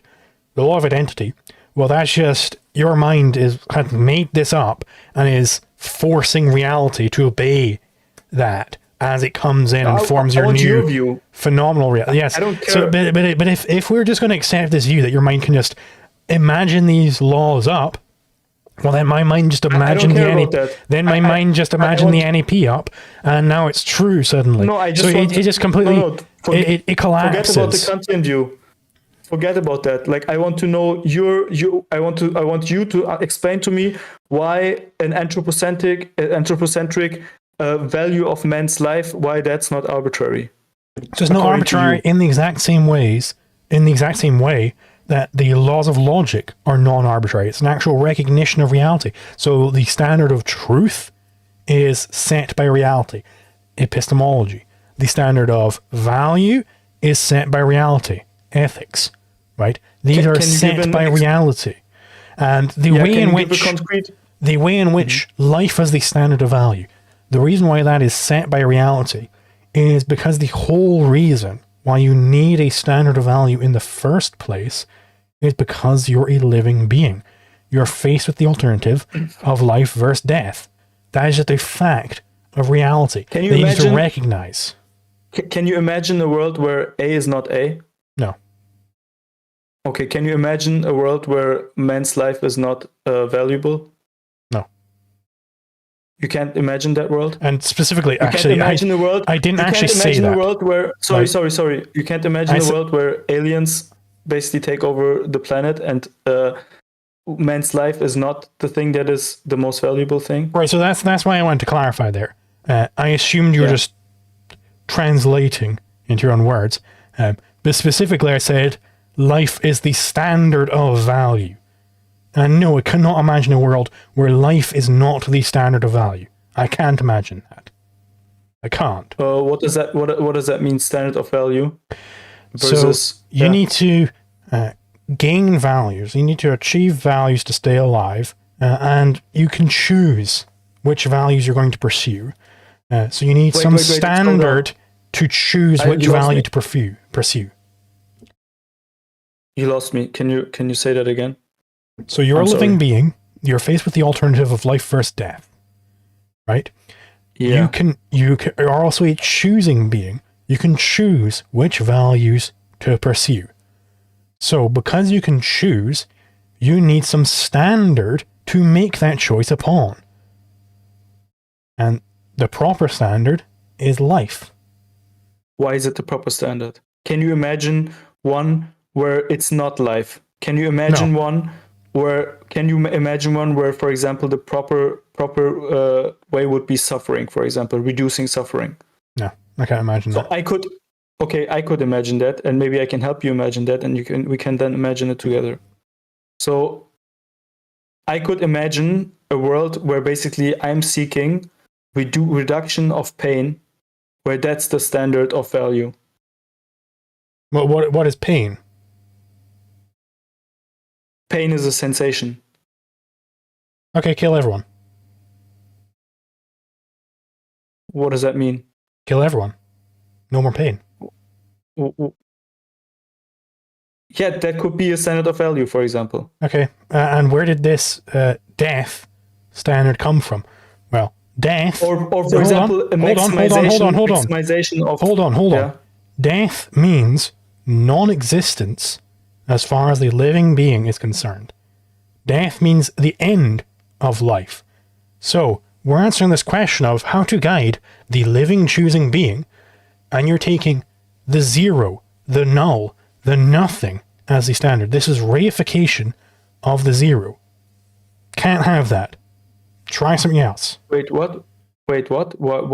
Wait, but we don't have to... I don't get that. I don't get what you mean by Death that. Death means non-life. Okay. So you're taking a nothing as the standard.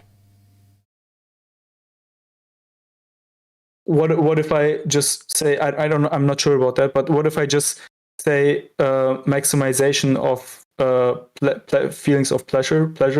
What people determine to be pleasurable, what they feel pleasure in, depends upon their values. Right? If I really, really value money, I'll get a whole bunch of pleasure if I get money. If I really, really value getting whipped, I'll get a lot of pleasure out of getting whipped, right? So this is basically a predatory ethic, is this form of utilitarianism. It requires me to already have some standard of value, and it says, well, whatever your standard value is, here's your new one, just keep trying to maximize whatever you happen to value. Great, but that means that a predatory ethic falls for exactly the same reason that a predatory epistemology would fall. Whatever you happen to believe in, just keep believing it more strongly. Like, that's not actually saying anything. That's not actually relating to reality in any sort of way. Like, do you see that? But yeah, absolutely. But that means that you basically can imagine something other than life being the standard of value, which is a difference to the Aristotelian laws. What? You just admitted that you basically can imagine a different standard of value, but that it's predatory and that it's bad. But you can imagine that. Okay, so I'm saying the reason why I cannot imagine a world where the standard of value is maximizing pleasure is because it is a predatory ethic. So I'm using predatory in a very specific way there. I'm meaning predatory. Sorry, how would you determine... Hold on. I'm saying it is a predatory ethic, meaning that it predates upon previous standards of value that people had already accepted. So it requires some other ethics has already been accepted by people. And then it can come in on top of that. It doesn't actually stand as the root of anything. So it's just nothing. It just latches on to other ethics. But in order, okay, I don't know if that's going to get us anywhere, but I feel like if you can imagine it being predatory, you can imagine its existence. No, not. I can imagine people believing it, and I can analyze their belief, and I can look at what they can imagine. You can imagine them imagining it. I can look at what their belief is actually doing, what they actually think here. I can look at what they are actually believing here. But no, I can't literally imagine that it's true that their belief is the case. Like I can imagine someone believing that A can be non-A, that a red ball can also not be a red ball. I can imagine someone believing that, but I can't imagine a red ball which isn't a red ball. Can you actually imagine someone thinking that a red ball is not a red ball? Well, I mean, hey, you've accepted plenty of contradictions, and I can imagine you. So I think it's perfectly acceptable that somebody could imagine that a red ball is not a red ball. Like I can imagine, I can think of Heraclitus. You're give me an example. If you say that, then you have to give an example, bro. So don't do that. So let's take just. You think that it's perfectly all possible to get an effect without a cause, and that could be just completely in accord with reality, is what you're saying. That can just be in accord with reality. If you truly believe that could be, when you're going over the whole thing of attacking my position, that it's impossible. Sorry, not that it's impossible. The fraudster thinks that it's immoral to try and gain a value by cheating reality. You're saying, well, no, that could be perfect. I never attacked that. Sorry. I never said that it's not immoral. I always said that it's immoral. No. That's. But you said that it could be in accord with reality. That it's not necessarily cheating reality. Yeah, if I tell you I don't have any money and then you buy me dinner, that's all. Like it all goes to plan. Then it's completely in accordance with reality. That is accepting a contradiction. That's accepting the same contradiction which drove the person to do that. But we've been over that already. I don't know. We don't have to go. I know you brought it back. I don't understand. You asked me. You asked me to name a contradiction. Yeah. Okay, got you. Okay, man. The thing is, the time is flying, and I have like so much other stuff on my list. And do you wanna go? I'm sure the thing is that this is actually at the root cause of a lot of disagreements we'll have in the future. I think is this whole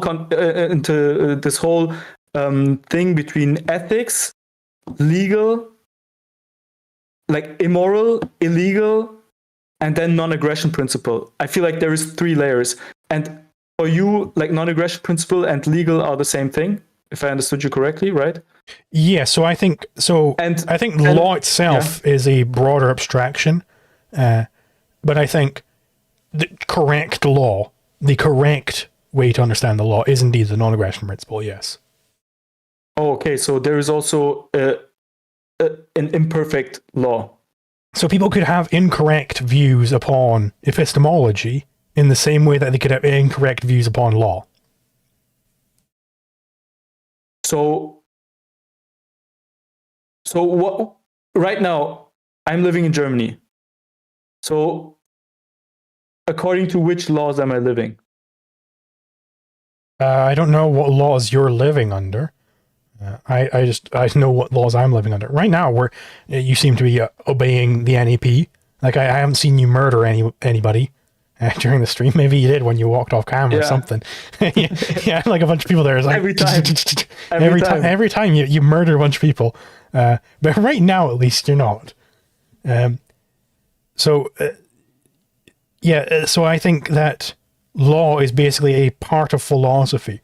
So somebody could be a communist and they believe that law is a certain thing. Namely, they believe that law is about how best to, the proletariat get to decide what you should do, and that's how conflicts are resolved, is you defer to the proletariat. That would be incorrect theory of law, but it's still a theory of law. How does, like, enforcement, I feel like the thing that you're missing somehow, in some way, and that I'm also not really able to put into words directly right now, and maybe we can try together, but what about, like, the thing that comes from the authority and from the enforcement? So when I say it is like there is all of these gray areas basically between where aggression starts and where aggression stops, right? And I feel like you also would agree that, for example, in the case of an anarcho-capitalist society, that different areas would enforce different things, right? Well, sure, Like different places can enforce different things, but the yeah, law so doesn't different really. laws, there would be The law, different. no. The law doesn't Yeah, care about that. The law is what it yeah. is. Just as epistemology is what it is, ethics is what it is. They don't So just care. non-aggression principle. Okay. Yeah. So and the rules of a society that are being enforced. What would you call that? Just the rules of Yeah, society that I are just being call it the enforced. rules Yeah. being enforced. Yeah. So I mean, like the rules And also that like that the U.S. yeah. government is enforcing, a lot of them don't align with proper, true, objective law, but they're still enforcing them. Yeah, I feel like for me the my understanding of what's law is the thing that is being enforced to a certain extent and also acknowledged by the group basically. So there needs to be some authority and there needs to be some form of enforcement. Obviously, like it can only be measured on the potential of being of that happening. Insofar as like such that we don't run into inconsistencies when we are not being caught, right? It's still illegal to smoke weed if you're not being caught. It's still illegal, right? So we have a certain understanding of the word illegal and of the word law that I feel like is not being. But then, what specifically does it mean for it to be illegal to, I don't know, murder your wife and a waiter? Because I mean, OJ did get away with that. So what does it mean for that to be illegal? It means that if we would know what happened, I mean, we did. There was a whole trial about it. Everyone was aware of what happened. Yeah, but knowledge in that sense means basically the process needs to know. Not we basically gave up knowing something. We gave it up to an institution and a process, right? So this process and this institution is doing the job of knowing. Okay, hold on. Whether O.J. Simpson murdered his wife. So then the status of something being legal or illegal, we don't know if something's legal or illegal until, years down the line when it gets in front of some retarded jury, and then the retarded jury gets to tell us, and then suddenly we know whether it was legal or illegal. We try to find out what the something is. Well, the something is murdering your wife and a waiter, right? Yeah, most people would think that would be illegal, but apparently it's not illegal because the retarded jury says it's not. Wait, man! Like in your system, like, and we can just quickly make a little detour in that. When you have like a murder happening under anarcho-capitalism, you have someone murdering their wife, right? And then what happens? Like the security agency of his wife will basically initiate some investigation, right? Mm-hmm. Well, okay. To be clear, at that moment, it was already illegal at that point when he did it. It was already illegal because I think law is objective. It doesn't depend upon whether it's enforced. Yeah, but what? Yeah. I agree with that. But no. You can't agree with that if you're a legal positivist. No. You must hold that it depends upon whether it's been enforced. Bro, let me finish, please. So, what you're trying to find out is whether he murdered his wife or not. Namely, what I'm asking you is not if it's illegal or not. Is whether or not something is. I'm asking about the status of, is it actually a crime?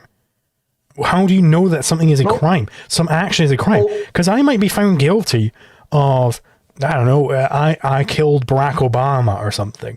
And maybe Barack Obama's still walking around, he's perfectly healthy. And a court brings me in and is like, this man killed Barack Obama. And the jury's like, yeah, he did. Guilty. And it's suddenly, like, did I commit a crime? What crime did I commit? The trial of O.J. Simpson is not about whether murder is illegal or illegal. It's about whether he killed his wife or not. It absolutely is. It's about whether he killed his wife or not. But that's what the jury when they say. Factually, he literally did kill his wife and a waiter. All right, he literally did do that. Wait, how do you know that? I'm not fucking retarded. Wait, but what's the due diligence? Obviously, he fucking killed his wife and the waiter. Wait, in your system, in your system, what would be the standard for you to accept that some crime happened or not? The standard set by epistemology. Wouldn't you try to have the standards of epistemology being met by the security agency? Wouldn't that be the highest standard of epistemology? I would want that to happen, yes. Exactly. I want the people who enforce rights to obey epistemology. Authority, yeah, and then but they don't in that currently. regard, they would be... Okay, in that regard, they would be an authority on who is basically on what happened, right? Yeah, but law doesn't care about any of that. Law doesn't care about any of that. To be clear. Wait, please don't. Please. In that sense, in the same way, your agency is basically enacting the highest standards of epistemology, whether OJ killed his wife or not. In the same way, our courts currently are doing that, and their epistemology is way better. Then, in my opinion, is way more trustworthy on average. That's what I think, man. You can't disagree with that. Are you kidding me? That's what I think. You think the current courts are really, really good on epistemology? Like they really thought the whole thing out? I think they're on average. Okay, let's take that as true. But that doesn't matter. So hold on. So then, what you must accept is that the proper good standard of epistemology is 12 random bumfucks say, yes, that's true, or no, that's false, after being spoken at by a couple of lawyers. Like, that is surely very far from the correct epistemic standards here. Like, that can't even be close. I don't think that's really important, because that's not what we're talking about. So first of all, I'm not a big fan of jury systems. It is. You said that the current courts have a better standard of epistemology than my hypothetical courts. Zulu, the process we're talking about, what makes something illegal, whether it doesn't matter what the process exactly is and who does the process. That doesn't matter. But it does to you. That's just the side info. Are you a natural law theorist? That's not important.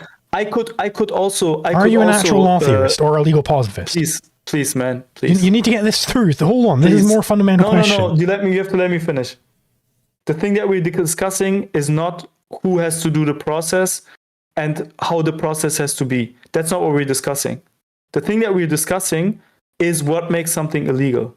That's what we're discussing. And that there is a process that we both agree, right? That there is a process to determining whether something is illegal or not. It is finding out whether something happened and can be subsumized under a certain law. That's what it is, right? Right. So what do you think it is that makes something illegal? Like just some arbitrary action. What do you think would have to be? What characteristics must that action have for it to be illegal? It must be breaching some law. And what the law, like what we define as law, is what has been defined by like the law. That basically there must be a sentence that is in contradiction with this action, right? For example, murder is forbidden, right? And then you murder. There will be a breach of that sentence. So therefore, it would break that law. And for a sentence like that, in order for that to be a law, in my definition, not in your definition, I know, but in my definition, there would have to be a certain type of authority that if they are able, so there must be some degree of enforcement there in order for me to accept that as a law. And through that enforcement comes a certain type of authority. That's my definition. Okay, so I hereby forbid anybody from ever violating the NEP, and I'm going to enforce this by, grr, you're a really bad guy, and that's my enforcement. Yeah. So there is some degree of enforcement, and I have forbidden it. So it's now a crime for anybody to violate the NEP. Would you accept that? Yeah, I would say that I would have to see a certain amount of enforcement. You just saw it. I went, and that really scared them. No, I'm sorry. I would have to put an arbitrary threshold So your theory of law is arbitrary. Yeah. Absolutely. Like to a certain extent. Is that not just a concession? No, because I don't think that there is a way of circumventing that, because I already think that No. yours is arbitrary as well. But then you might as well just go, hey, yeah, no, I think that's illegal, and I have no justification for it. I just think it is illegal. Like, how is that a theory of law? How does that get to take up a place of philosophy? Like, No, isn't it's that just so obviously it's just illegal. nothing? It's just relative. Like, it's not nothing. It's just relative. Like if I'm at like, for example, in Berlin, right? I just give you a random example, okay? Like in the colloquial way that we use illegal, right? Like in Berlin, we just legalized marijuana, right? So like maybe a year ago, like it has been semi-legalized, etc. So, but we used to smoke weed all the time, like back in the days, and no one would care basically that we smoke weed. So it was technically illegal. Like we would put illegal in quotes, right? Because we would be like, yeah, it's illegal, but it's not really enforced, right? Like no one really actually cares, you know?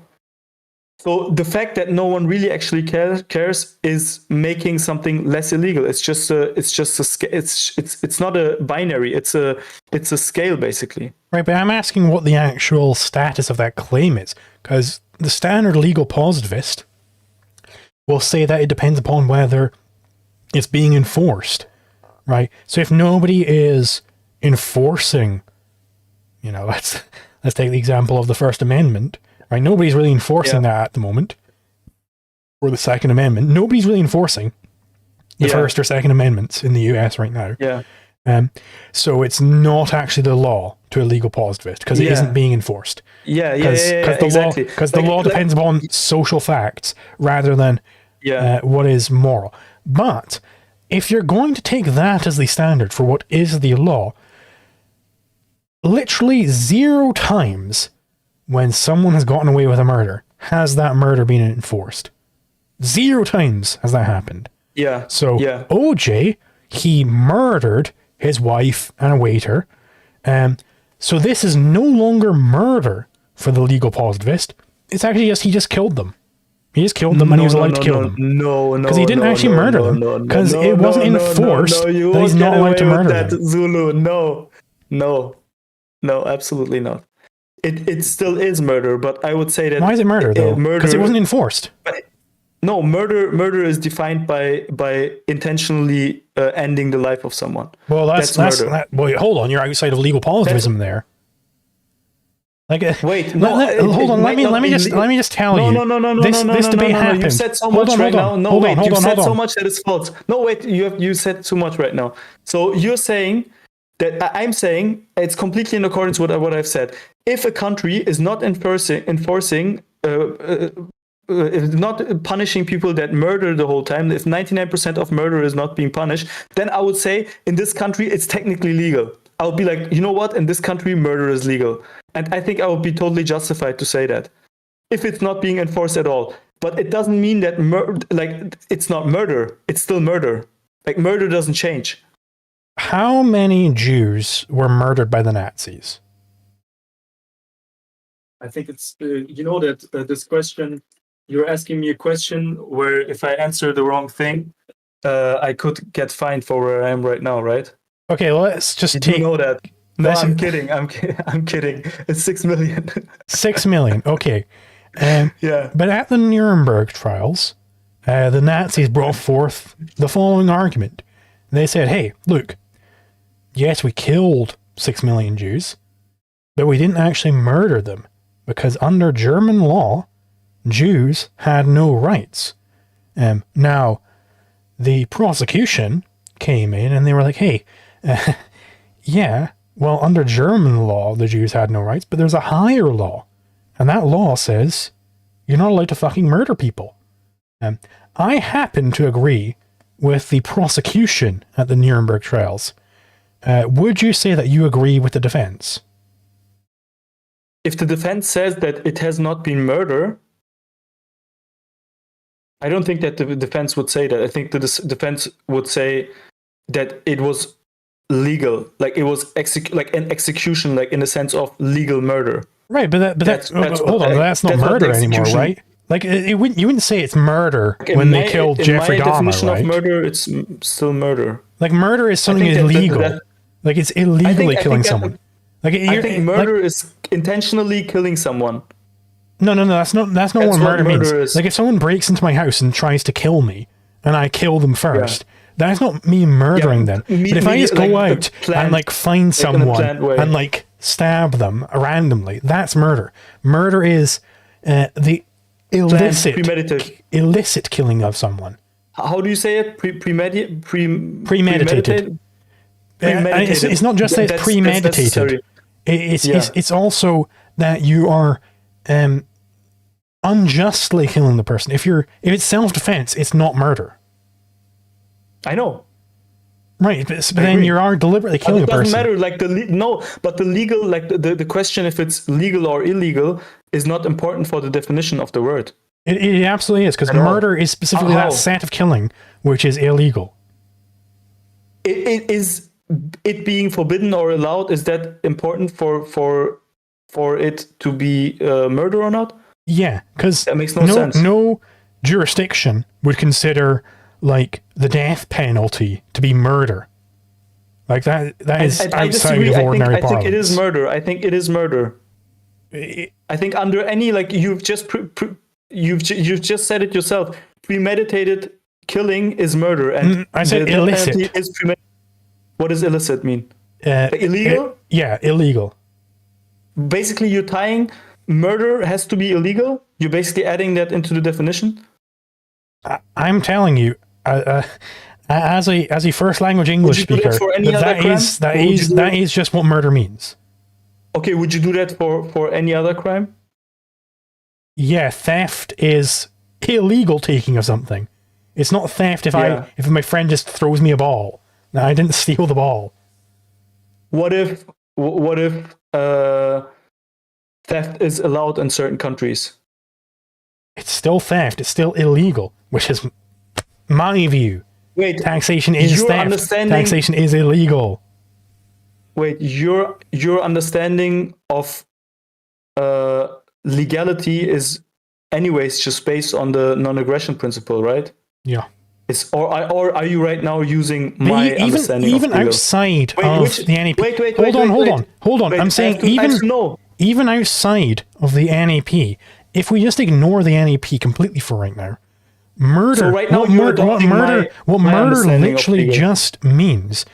Like, I'm telling you this as a first language English speaker, as a highest level English speaker. Murder. When someone says murder, they mean illegal killing. Like, I'm just telling you that. Wait, you know what murder means in German, right? Like shit or something? I don't know. No. Murder is just Mord, is almost the same word. And we just, like, English and German are not that far apart. Like, it's not like because you're first level English speaker, murder is. I've never heard it in German. I'm just telling you, I've never heard anybody. I've heard no person. I've heard zero English speakers use murder. I'm just making it up. Use murder to mean anything other than illegal killing.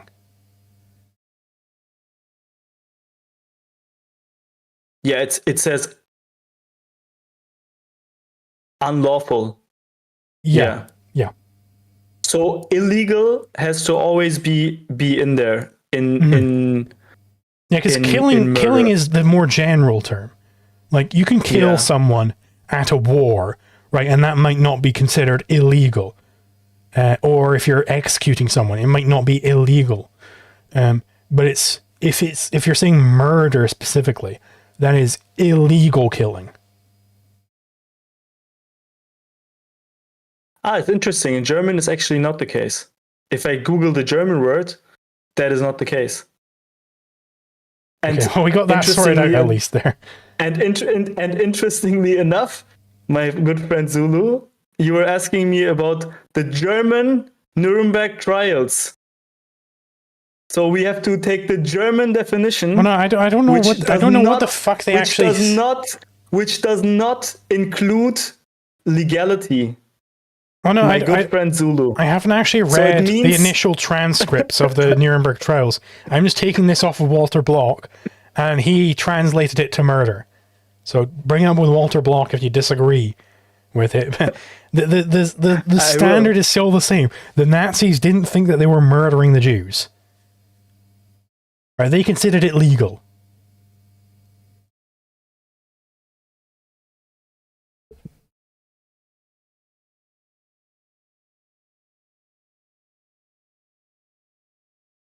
I don't see how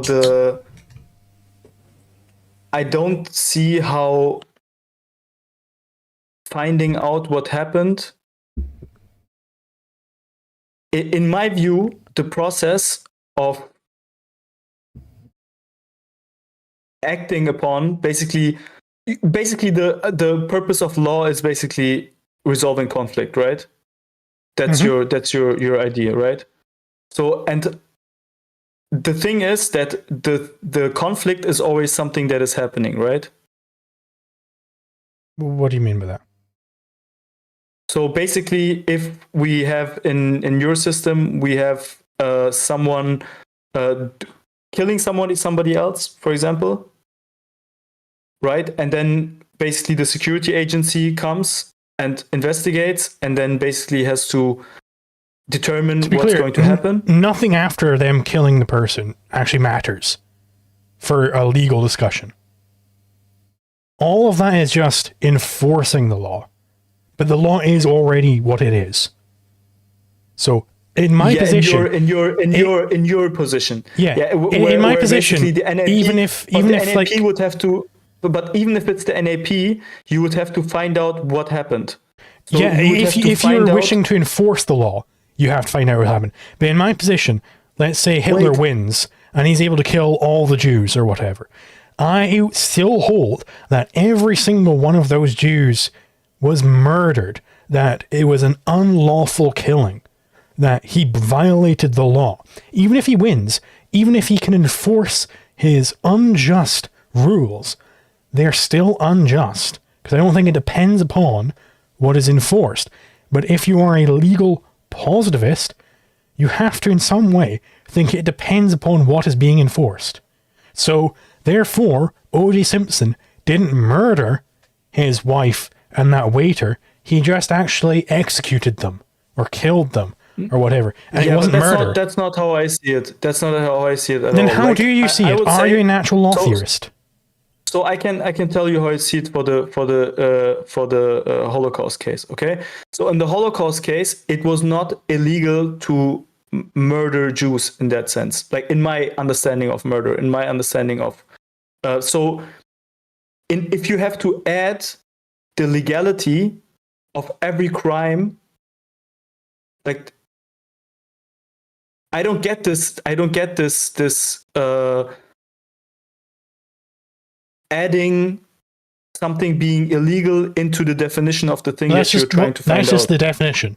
So killing is the broader concept where you literally just kill a person, you make them stop living. What is written? But murder is a subset of killing, which means illegal killing. So what does it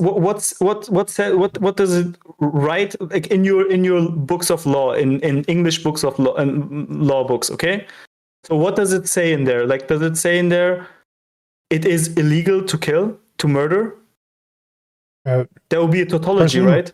I mean, I don't know what the false law books say. I know what my book says, and it says it's illegal to fucking murder. All right, murder is an aggression.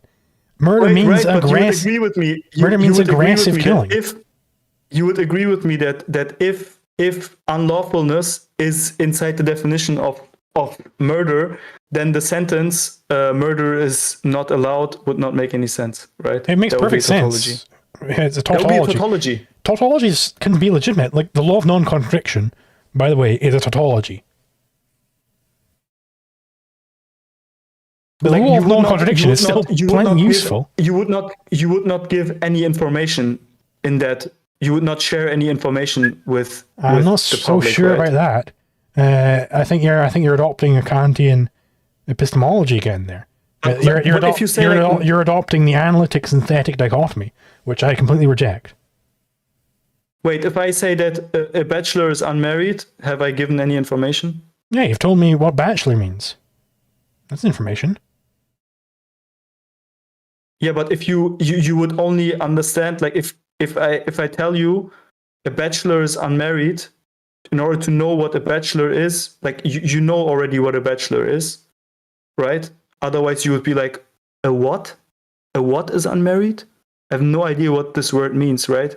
You'd be like, a what is unmarried? When I tell you Humba Dumba is unmarried, then you would be like, a what is unmarried?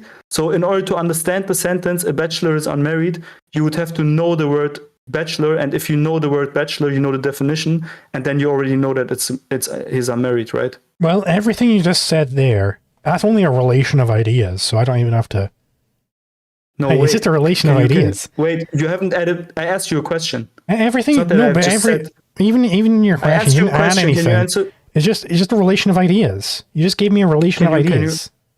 No, I'm asking you a question.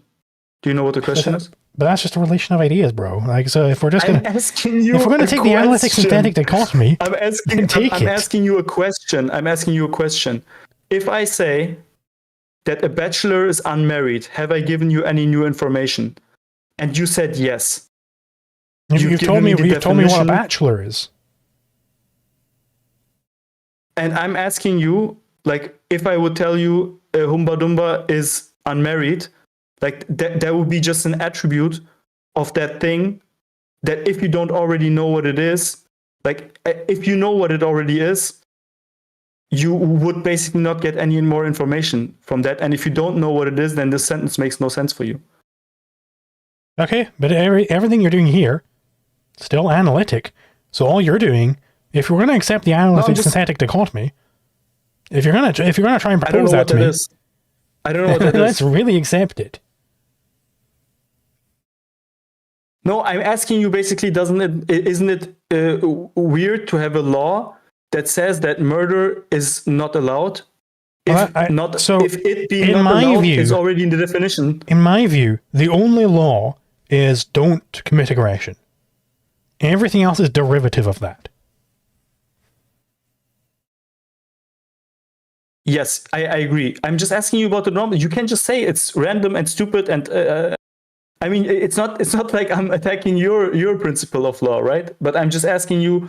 I think it's very weird that unlawfulness is part of the definition of murder, because I don't see how the text in law books make sense. And maybe there is an explanation and I just don't get it. But, we don't have to get stuck on that point. It's like in like the English language law books, they would generally talk about like murder in the first degree, murder in the second degree, blah, blah, blah, blah, like different types of murders, and they'd have different sentences for them.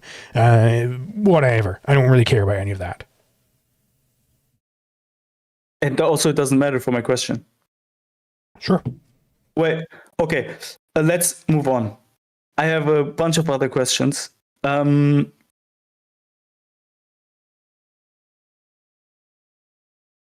want to talk about shared property and public goods. Sure. You're in the opinion that there can't be. Maybe you can just lay out your position.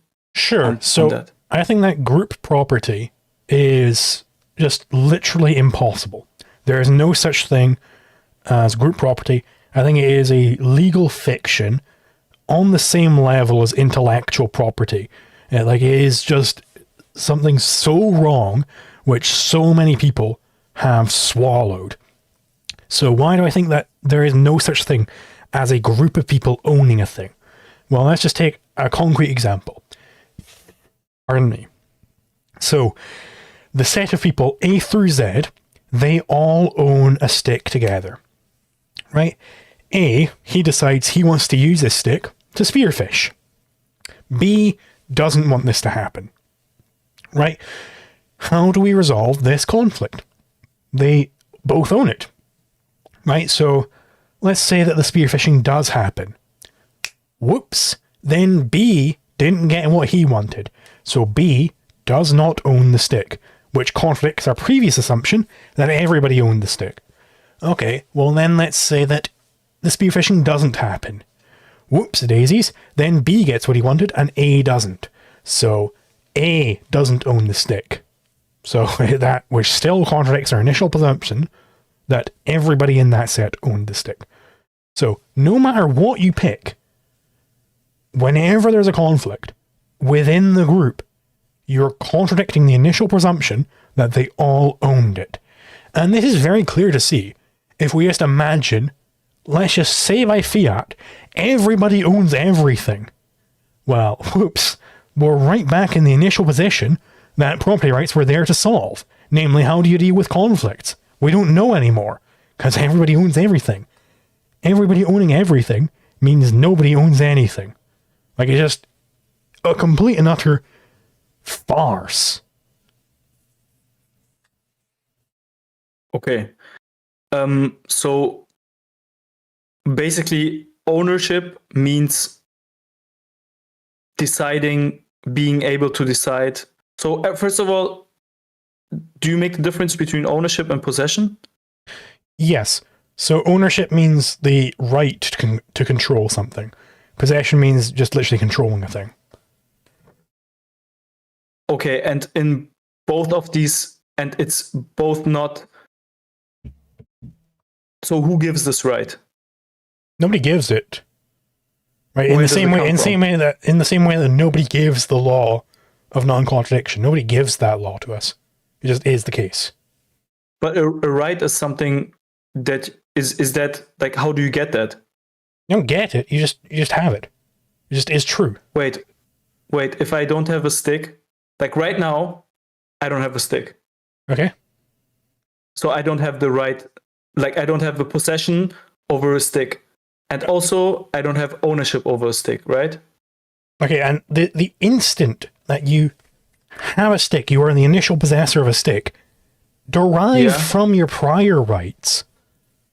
You own that stick. The non-aggression principle. You have the right to not be aggressed upon. Why is that important when I'm getting a because stick? if somebody came along and tried to take the stick off you, they'd be aggressive upon you. But you have a right to not be aggressed upon. So you have a right to keep the stick. Yeah, but there is no one there yet, basically. So right now, I'm alone, and at this moment, like, no one is aggressing me and no one is doing anything to me. But basically, right now, I am taking a stick, and where does that right come from? Like, I think you said it, like first comer principle or something like that. Yeah, the homestead principle. Okay, so the possession. Sorry, which one was it? Ownership is which one is right and which one is control? Ownership is the right to control a given scarce good.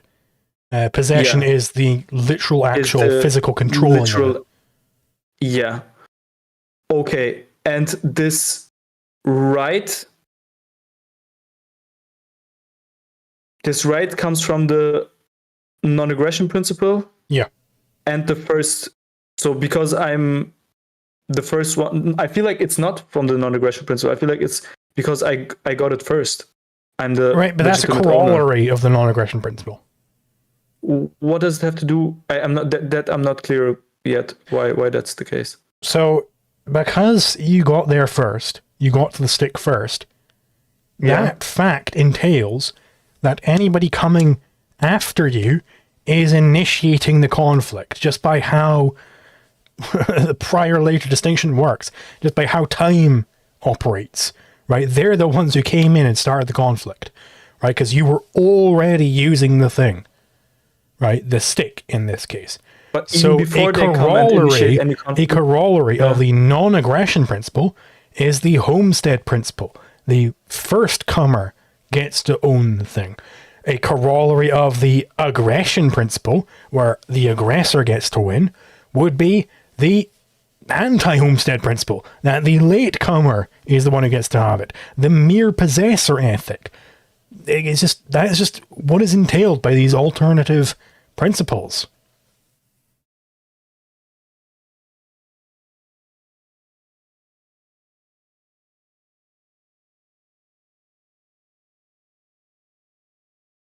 I feel like I still have problems with the distinction between, like, what is your, like, if, like, right, in what sense do you mean when you say right? When you say you have the right to own that stick, Do you mean like a legal right, or do you mean like a moral right? Both. Because I think a legal right is Both. a moral right.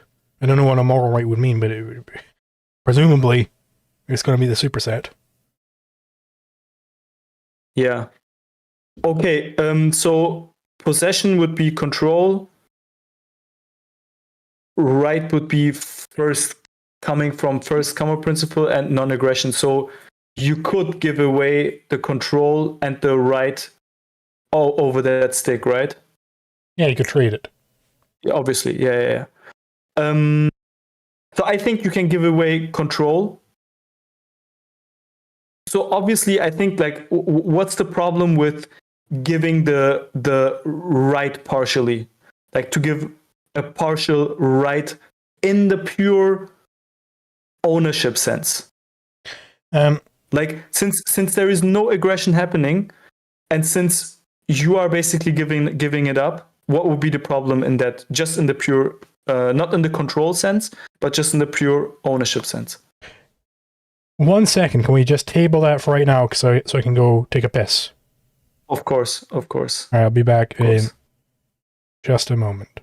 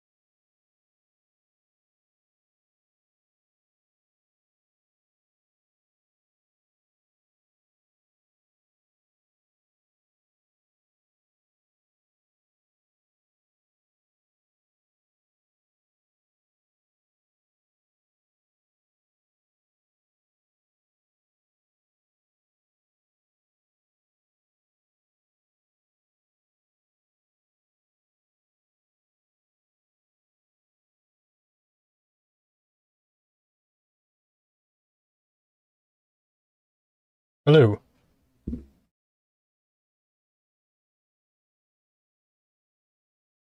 You can't hear me. I think I can. Now you can hear me. Yeah, there we go. Now you can hear me, yeah. So yes, so the question was about giving away a partial right. Like if I have a stick, I can give a partial right. Yeah, but just in the right sense, so not in the so just in the who's the rightful owner, legitimate owner sense. So not in the controlling sense, since there's like this, since there is this distinction, right? Yeah. So this gets down to the first principles of how you literally give away ownership to someone. The way you do that is by simultaneously abandoning the thing whilst the other person homesteads the thing. These happen simultaneously. But I can't abandon part of something. Like I can't abandon, like a right to something isn't a bundle of rights. That's not what it means to own something. It's not that I own the right to do this with it and the right to do that with it. And like I can't abandon, if I've got a book, just the right to touch the book. I'm not able to abandon just that. I can only abandon the book as a complete physical entity. So I can only trade the entire book as a complete physical entity, rather than just trading away the physical entity minus the right to copy it. Right? I can't do that. It's not possible. Like, just physically. Yeah, but you might. So first of all, I don't think that the physical part is really important here. I think the physical part is. I'm not sure if the physical part is important here.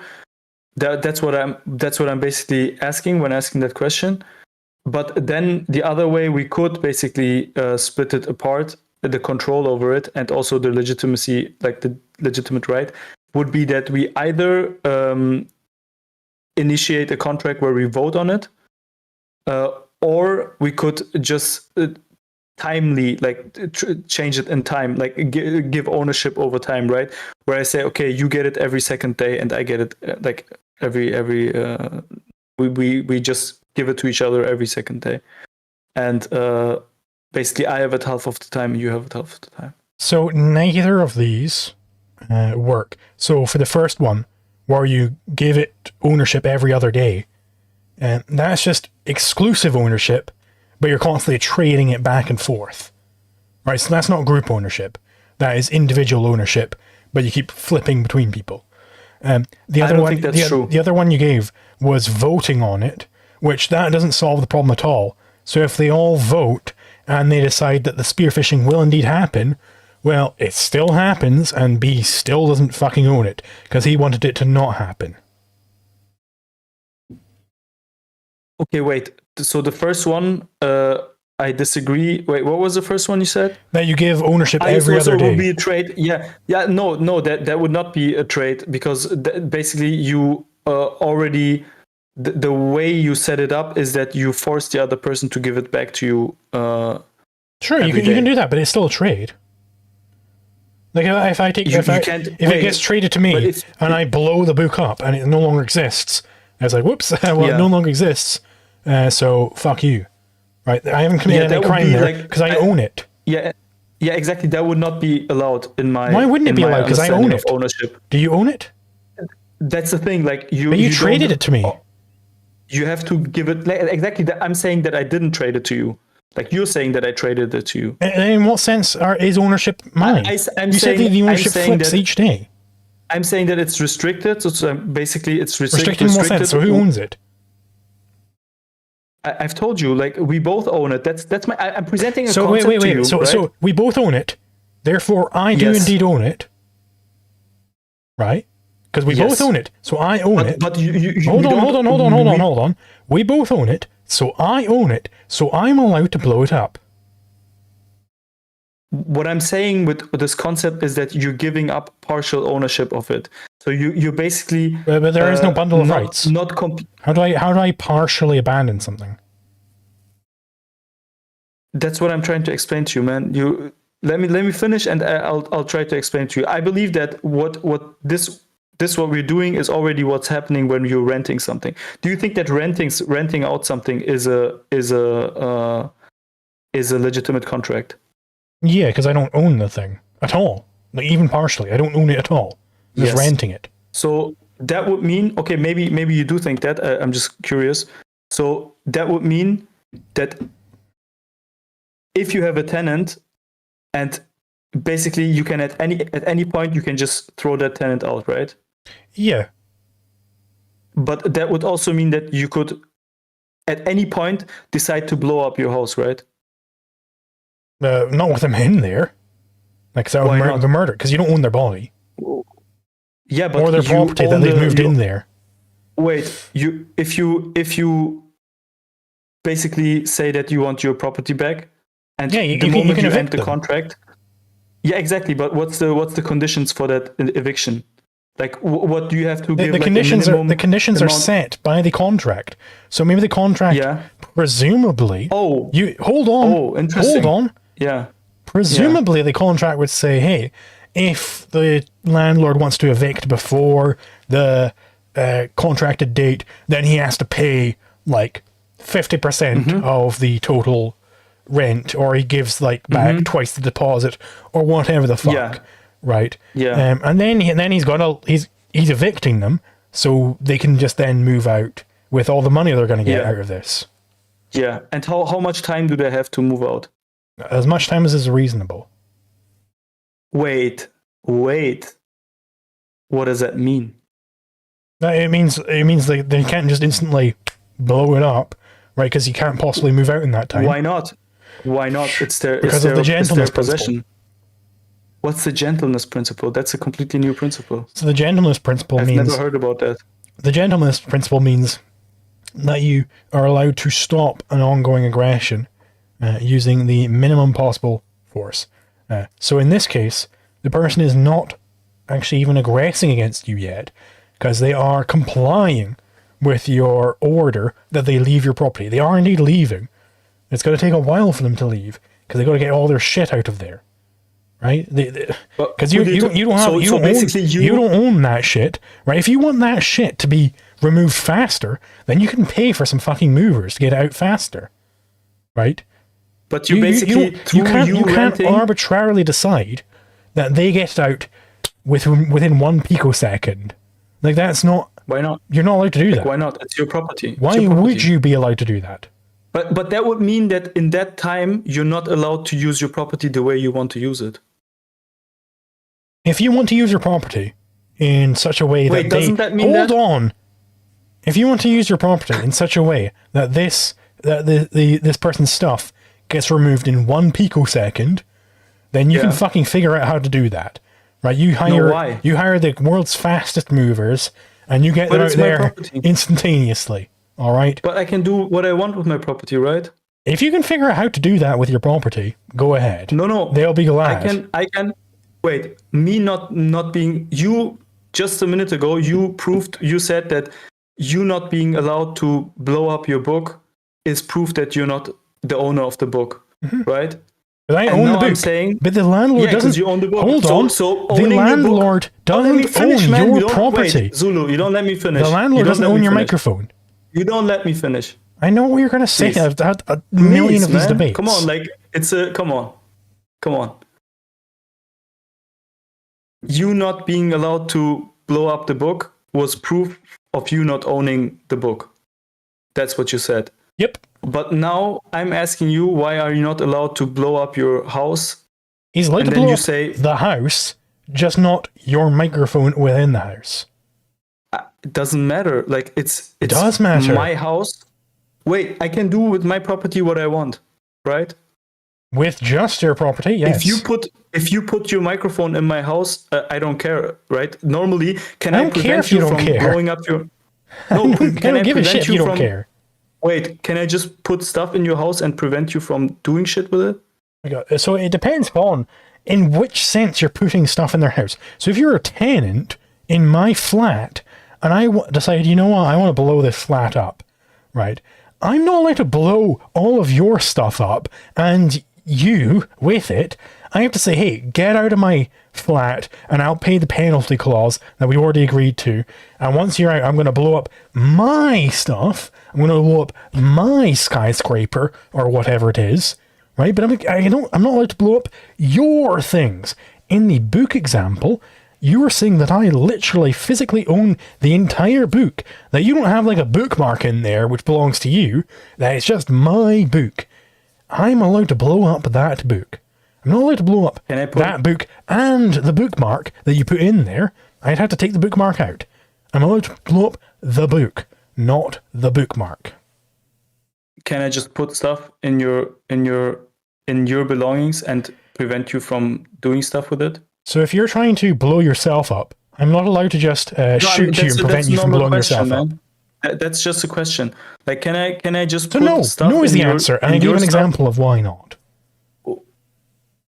I can't do that. You're not allowed to. It's illegal. That's what basically the tenant does. If somebody is going to blow up a building, and I see all these signs saying this building is being blown up, and I throw a ball through the window, and it blows up, I'm not allowed to complain that my ball got blown up, because they had already communicated to everybody, hey, I'm blowing up this property, so I trespassed onto their property, which they are being destroyed. Right? That's different. Right? In the case of the tenant, they aren't throwing their things into the property at the moment of explosion. Right? It's the difference between me taking my gun and aiming it at you and then shooting at you versus me aiming it down a gun range and you jumping out in front of the bullet as I'm shooting at the target. It's the difference between those two things. How long after you tell a tenant to get out, how long after that is that squatting, or how long after that are you allowed after saying that? How long after that? It depends upon how long it takes to move out. Wait. So there is a quantity attached to that, a fixed amount of time that is attached to that? Yeah, it's 1 year, and that's what natural law says. No, clearly not. Right? It depends upon the specific circumstances, and this is why we have courts. Yeah, so basically, but it's a minimal amount, right? There is a minimal amount, right? Yeah, it's going to be some sort of range. It's larger than a second, right? Is it larger than 5 seconds? So this is what you're getting at here is called a Can you not answer that? Man, come on. Let me answer. What you're getting at here... It's just a yes or no question. Is it larger than 5 seconds? And maybe I want to get at something. Like I'm trying to get at something, and you're just not willing to answer. And is it a crime to do this? Anywhere. No, depends on the context. Is it a crime to do that? Is the minimal? Is this a crime? Is the minimal? Is it a crime to do that? Is that a crime? Okay, you're trying to, I feel like you don't want to have the conversation. I'm trying to explain to you why there's more nuance to it. Why it can't be a yes or no. It's literally impossible. It's an invalid question. Is the minimum I reject amount your question. of a tenant? Okay, you don't want to answer that question. I'm trying to say why I reject the question. Okay. So what you're getting at here is called a continuum problem. This has already been studied in libertarian theory. Okay? So the answer to a continuum problem is, it's not a crime to shine a single photon at someone's door, but it is a crime to shine a death laser which blows their house up. Right? There is some point in this continuum at which it becomes a crime. All right? And legal theorists, the jurist sitting in his armchair, is not able to tell you that limit. The limit, he's able to tell you where that limit would be, in the sense that he's able to say, hey, when it initiates a conflict, that's when it becomes a crime. But that's clearly not a specific number of photons. To work that out, not a problem. Hold on. I agree with that. To work that out, you need to have an actual case with a judge there. This is the distinction between the jurist, who tells you the principles of law, and the judge, who applies the law to a specific case. So I need to have a judge to apply it to a specific case, not a hypothetical. All I can answer on the hypothetical front is when it initiates conflict. That's when it's criminal. When it initiates a conflict, that's when it becomes squatting. That's all I can tell you. It's impossible to say any more. And I reject any question of, well, is it 5 seconds? I reject that question. I just reject it. It's not a valid question.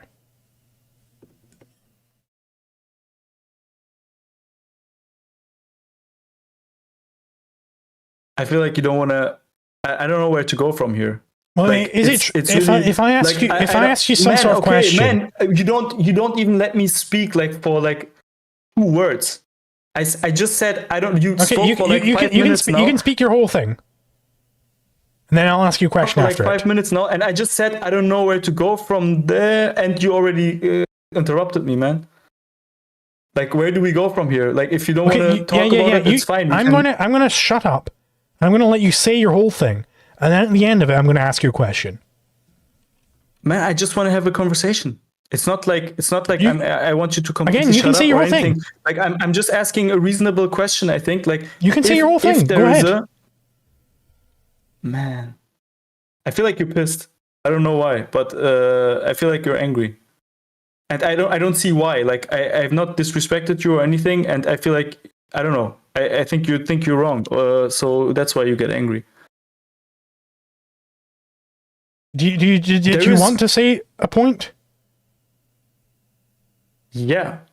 Okay, then say the point. Let me do it.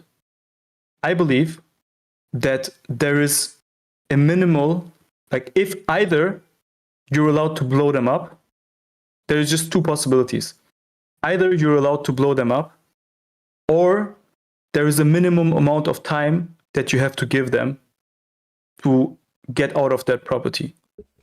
That's just the two options that exist in a logical world. Like there is no other options. It's one of these two things. And if you're allowed to blow them up, that's, I think, a pretty bad consequence of your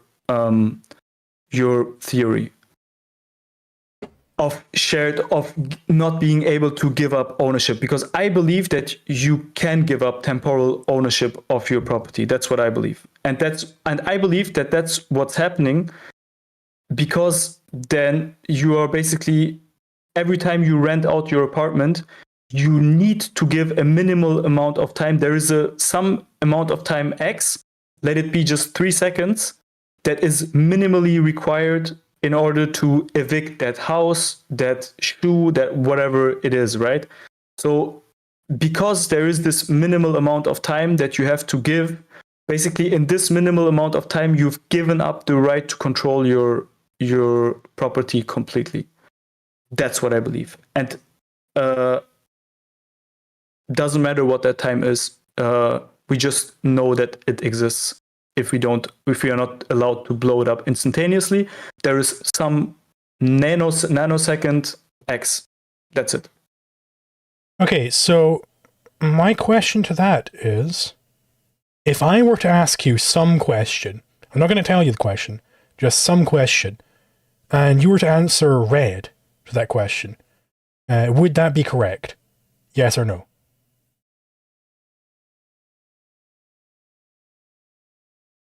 Bro, is that a serious question? Like, yeah, it's just a yes or no question. If I were to ask you some question and you answered red, would that be the correct answer? That depends on the question. Oh, so it's possible for me to ask invalid questions. You would say that you're rejecting my question. No, I would just say that that's something that is relative. That depends on the case. Yeah, it depends upon the case. How long the tenant can take to move out. I can tell you under which circumstances it is true and under which circumstances it is false. So can I. And I did. I gave you the principle. Okay. It's called, what was it? The non-aggression principle. Right? It is, if it's aggressive, then you're not allowed to do it. If it's aggressive to blow it up, then it's licit. If it's non-aggressive, if it's aggressive, then it's illicit. If it's non-aggressive, then it's licit. Right? I gave you that standard. And to apply, you need to apply that standard to a specific case. You can't just say, well, I'm not going to give you any specifics of the scenario, and you just have to answer yes or no, is it aggression? Well, I can't do that. Just in the same way that if I can't just say, well, I'm not going to tell you the question, but you just answered red to it. So is that correct or incorrect? That's the same thing. That's not the same thing, because I'm asking you... Because there isn't a general principle which tells me how long a tenant is allowed to take to leave. It's not a general thing. It's a specific thing. That's not what I'm asking. That's not what I'm asking. Do you think you would be able to come up with a number that is definitely lower than all evictions that ever took place in human history? No, because it's not general. Wait, would you be able to come up with a number? Let me ask it to you for something else, okay? Would you be able to come up with a number in seconds that is smaller than all the eviction that have ever taken place in human history? 0. Something above 0. Epsilon. Like, what the fuck do you want? No, epsilon is not a number. So could you say that 5 nanoseconds is smaller, is a lower amount of time than every eviction in human history? Almost certainly, yes. Okay, so so every eviction will take less than 5 nanoseconds, right? No. You said you asked for a smaller number. So it'll take longer. Will take longer. I'm sorry. That's what I mean. every eviction will take longer than 5 nanoseconds, right? Mm-hmm. That means for every eviction that you do, you have to give up the control over your apartment for at least 5 nanoseconds. No. You're not allowed, every time you rent out No. That doesn't follow. You're not allowed. You give that up your implies you have to give up your control of their property, not your property. Of the property that they've moved into your apartment, not the apartment itself. This is what I'm trying to explain. I thought I thought not being able to blow up is proof of you not owning that object. The whole object. Yeah, the whole object. I'm allowed to blow up the book, not the bookmark. If it's your bookmark, I'm not allowed to blow that up. I have to evict the bookmark. Not even about, so I have to it's not even about, take it out. It's not even about forget about blowing it up. Just you don't want them, like you didn't you, like I heard you say that you owning something is you being able to exclude someone from that place. So for 5 nanoseconds, you're not allowed to exclude someone from that place. You are allowed to exclude them. Instantaneously, you're allowed to exclude them. And what does it look like to exclude them? It looks like evicting them. Right? That takes time. That takes... For 5 nanoseconds... Shut up. That takes time to do. Because we live in reality. You can't instantly get something done. That isn't how it works. You have to take time to evict them, right? That's what you have to take time to exclude the person from your property. That all follows. Like this isn't difficult. If you want to evict me, I have 5 nanoseconds to do whatever the fuck I want in your apartment. If I want, I can sit on the couch and drink a mojito in that 5 nanoseconds, and you can't do shit about it. If you can do that in that 5 nanoseconds, then you can get out in that 5 nanoseconds. Exactly, but that's what I mean. So you're not in control. You're not in control of your apartment. This is why I didn't want to give you an answer there, because you just do stuff like this. You do stuff like just, well, maybe I'm a wizard. You started off with, well, in reality, how long, what is a lower bound that we could have where it's literally impossible to do anything in that amount of time? And you gave 5 nanoseconds, it's like, okay, whatever. And then now you're moving back to, well, what if I'm the Flash and I can indeed do things in that 5 nanoseconds? But the whole point of the 5 nanoseconds was that nothing could be done in that 5 nanoseconds. So you've changed it. You changed the scenario and you thought I wouldn't notice. No, how did I change the scenario? It's still 5 nanoseconds. Because the scenario initially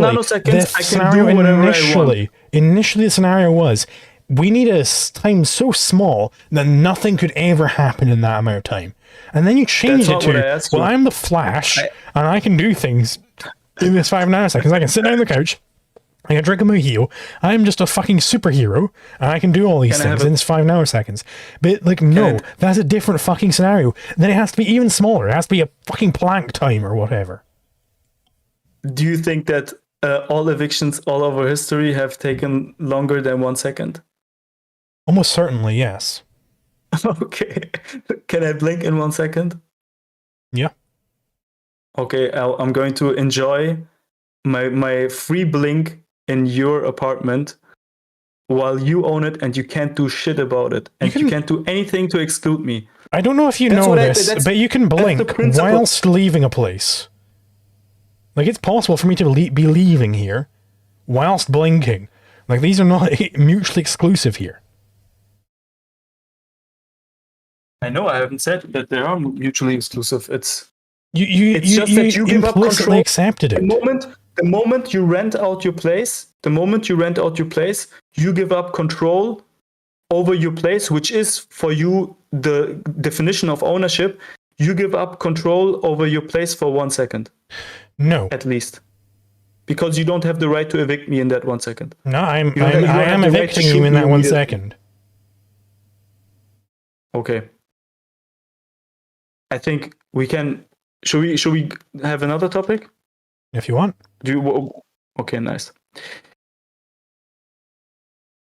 So I have another objection, but I don't really want to get into it. I just want to Yeah, fuck it. I don't even want to, because it's the reverse veganism debate. So you basically saying that the non-aggression principle doesn't apply to animals.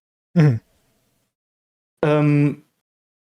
I don't know if that's still a current belief of yours, that Yeah. the reason for that is some capability of humans that animals don't have, right?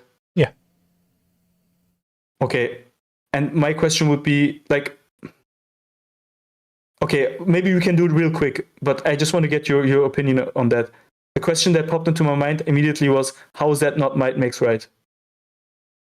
No, it has nothing to do with might at all.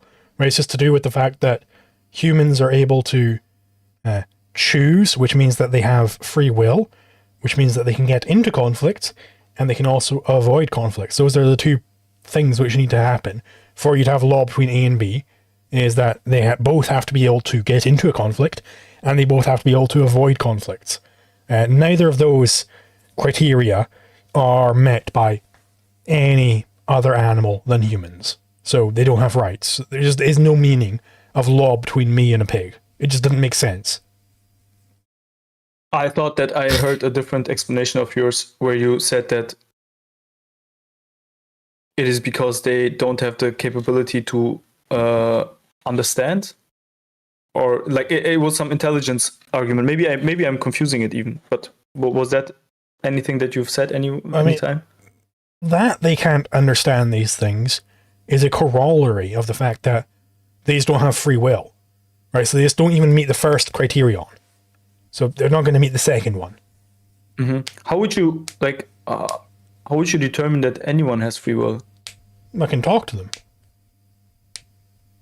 But how would you know that they're not an AI? Because I know how AIs work. I can. Do you think an AI can give has the same free will? not in the current sense of AIs. So it might be possible. Like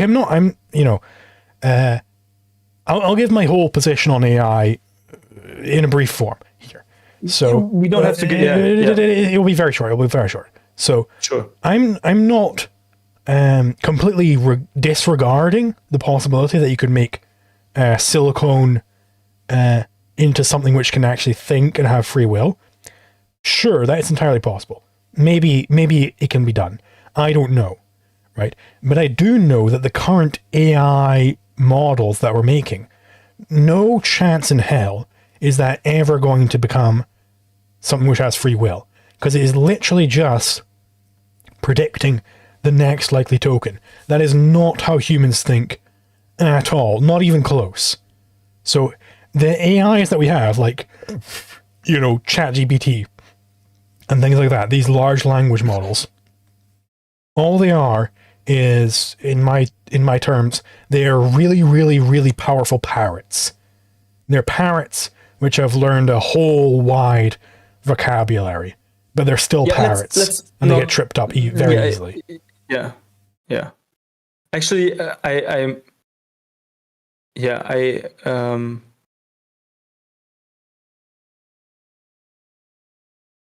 okay, but basically the only way you can find out, I just realized that I made a mistake, and I wanted to talk to you about something else in regards to shared property and public goods, because I haven't gotten to the public goods part yet, and we've already switched the topic.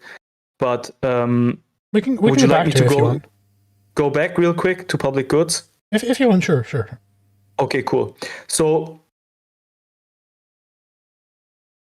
let's say we have a cave, okay, and we all have our plots in the cave, right? So I have my plot of land, you have your plot of land, our neighbor has a plot of land, okay, and we're all staying in that one cave.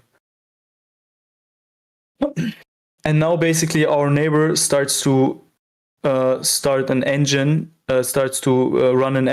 on his plot of land, and is basically polluting the air and constantly poisoning the basically all three of us.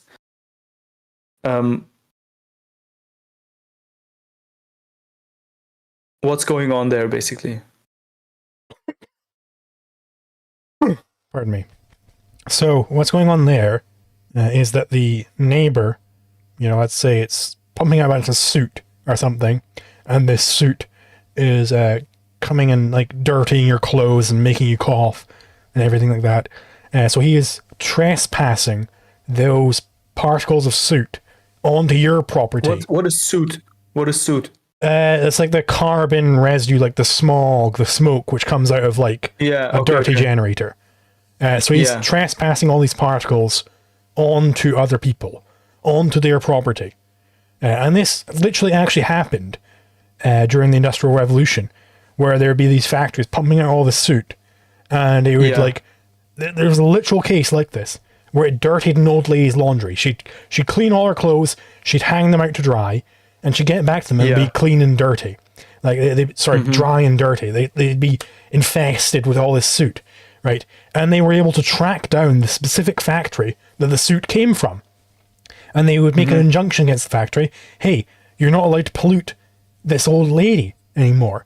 So they had to install these special filters into the factory chimneys so that they wouldn't pump out any soot. It would just be like clean, like steam or whatever it is, right? So you could do something similar in this case. And, you know, in fact, the factory stopped caring about pollution. You know when it was? When the Environmental Protection Agency came along, and they started giving out licenses to different factories that they have a certain amount of pollution they're allowed to do, rather than being based on property rights. So who decides basically that now we can stop? So if I understand you correctly, we can't stop our neighbor. Me and you, we can stop our neighbor from. Well, you know, we'd be allowed to do that. Like if they're polluting our property, we'd be like, hey, stop fucking doing that, or you know, we're gonna defend our property up to the point of shooting you in the face. Got you.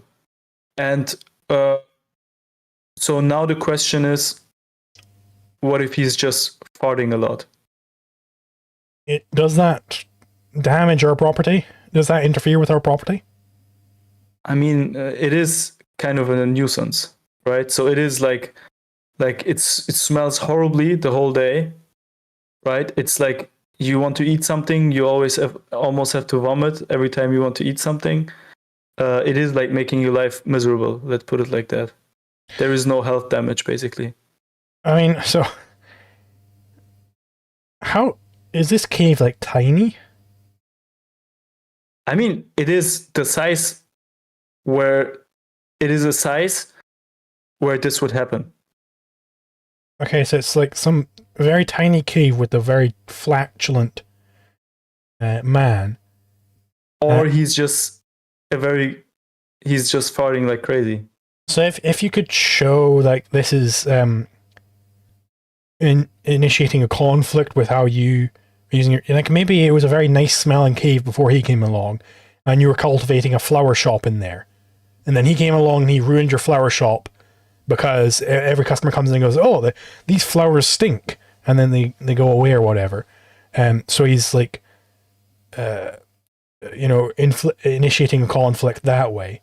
I mean, possibly. My question, but again, it would require a judge to come in and answer the specific case, because this isn't literally happening, so I can't literally answer. Based on what would a nuisance that is basically like, so basically what we have is an activity that has some negative externality to basically outside property, right? But then the question would be at what point are we allowed to intervene there, right? When it initiates a conflict. That's the point. But the question is what the conflict is, right? So in the case of, I think you would agree with that. In the case of the generator, you would say that we could count that as aggression and as a conflict, right? Mm-hmm. But in the case of farting, you were like, I'm not so sure, right? Well, because farting is very, very minimal. So you'd have to imagine... Yeah, exactly, but... Hold on! So you'd have to imagine a very crazy scenario for it to become aggression. Like a very tiny cave where he's a really, real big farter. And then and then it maybe can become aggression after a certain point. And that's why I said but that's you'd need to bring the judge in Like, I can't say it from here in my armchair. Like, I can't tell you that point. I can't give you the only threshold I can give you is when it becomes aggression. All right. okay, when does it become aggression? Like, what's the When it what's initiates the a threshold? What's the conflict. criteria? Yeah, but that's the same thing, right? Yeah. So what would be that threshold? Like, if I ask you what's the threshold aggression, is and you say when it the initiates a conflict happens, conflict. that's not an answer. Like, I've told you what a conflict means, so you should know what I am saying. In one case, when I say when it initiates a conflict, that's when I'm going to prohibit it. yeah, but my question is, when do we determine that that has happened? What criteria do we use in order to determine that? The criterion is the non-aggression principle. When do we determine that it was aggression? You investigate the case and see if it initiated a conflict. Man, like, are you like, either I'm like completely not understanding, I'm like completely losing, like, I don't know what's happening right now. So I'm asking you, in one case, like, aggression and conflict is like the same thing, right? Like, So the threshold. aggression is the initiation of conflict. Yes. So if I'm asking you, when does it become aggression? And Well, you I say can't tell you that. when it's conflict, it doesn't make any sense. Again, I can't tell you that from the old Then armchair. say that, but don't say that it's... I did say that. Wait, but... I said that multiple times. That I can't tell you the specific amount of farts that can be pumped out before it becomes aggression. I told you that I can't give you that specific limit. That you have to have the judge there to look at the specifics of the case. I told you that multiple times. Yeah, I believe that there is no objective threshold, that it's basically... There is an objective threshold. It's called the non-aggression principle. But what we're trying to find out is the threshold to what is an aggression and what isn't. Like, it's when it initiates a conflict. You look at whether it initiated a conflict. You don't let me... You really don't have difficulties letting me talk. I agree. I don't have difficulties letting you talk. You really do have, I said. Well, you did. Bro, what I'm trying to find out is, at what point is it aggression? And you say a judge has to decide. And I'm asking, like, what would be a criteria for a judge to look at this? Like, the non-aggression principle. Objective metric? Man, I'm not done yet. When I'm asking you, we're trying to find out what aggression is, which one is aggression and which one isn't, and you say he's finding it out by the non-aggression principle, that's what he's trying to find out, whether it is aggression or not. He's not trying to find out whether aggression is correct or not. The non-aggression principle just tells us whether aggression is correct or not. It says no, aggression is not correct. But the non-aggression principle doesn't tell us what is classified as an aggression. So the judge would go, hey, is a conflict being initiated or not? Because he knows what a conflict is, namely, a conflict is mutually exclusive actions. And he goes, hey, is there a conflict? Yes, there's a conflict. Okay, who initiated this conflict? And just from, those are the first principles of how he could work this out. But in one case, you say there is a conflict, and in the other case, we could just dial this more down from farts to noise and to whatever. So the idea of conflict is the same idea as aggression. Like, the question of if someone is basically, if we have the right to stop him from doing that is directly tied to the question of, is that aggression or not? And I don't think that there is an objective answer. There is no objective answer to whether that's the case or not. The only thing we can do there is no way to resolve, basically objectively resolve this conflict. And the only way we can do that, in my opinion, is by getting an agreement over a rule, basically, that is arbitrary, to a certain extent, and we want to get it the least arbitrary as possible, because I agree arbitrary is shit.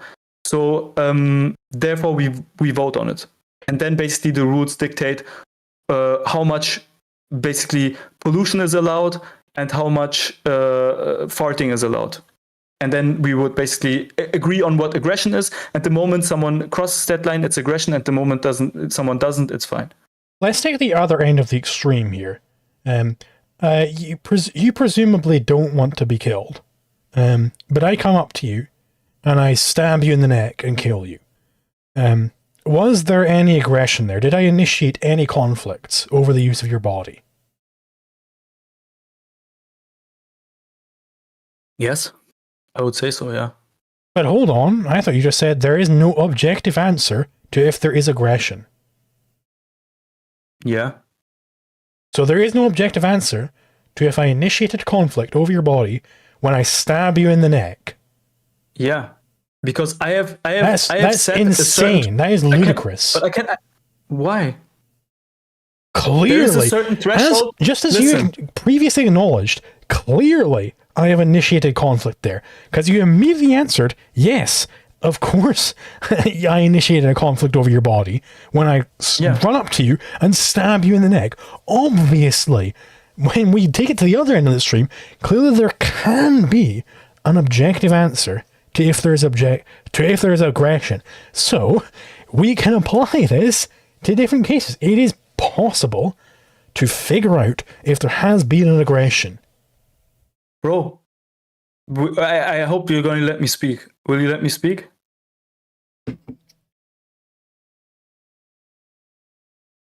The fact that I can answer the question whether it's aggression or not is not telling you anything about whether I'm coming to that in an objective way or not. There is no correlation there whatsoever. I have just arbitrarily said that blowing some wind towards you is not aggression, and punching you is aggression. Somewhere between these two things, I have drawn a line, and also we societally have drawn a line and have said, okay, at this point, it becomes illegal. At this point, we say, no, this is aggression. So we've just arbitrarily drawn a line at some point, right? And we have done so, that's why I say it's not really arbitrary, it's like pseudo-arbitrary, in the sense that we all basically vote on it to a certain extent, and we all basically have an understanding, a societal understanding of what this threshold is, and we exercise that societal understanding, right? And in the same way, and in your system, basically, we could swap this societal understanding when it comes to private property, when it comes to clearly things that we can only control. So when it comes to my body, I could just say, okay, something else is aggression, right? Like the moment you touch my body, I disallow that, right? But for stuff like air and noise and pollution and stuff like that, it's not that easy. In that sense, we basically have to come to a common understanding of what is acceptable and what is not, and what is counted as aggression and what is not. So, I blow up the entire universe. The entire universe is destroyed. I rip a hole in the space-time continuum, whatever, right?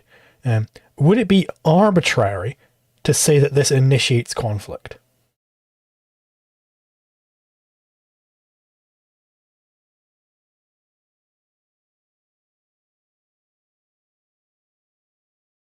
Because, either it initiates conflict or it doesn't. Would you agree with that?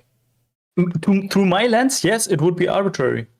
But the threshold is arbitrary. Where you start, it's arbitrary. It's pseudo-arbitrary in the sense that we agree upon it. So would you agree that either that initiates conflict or it doesn't?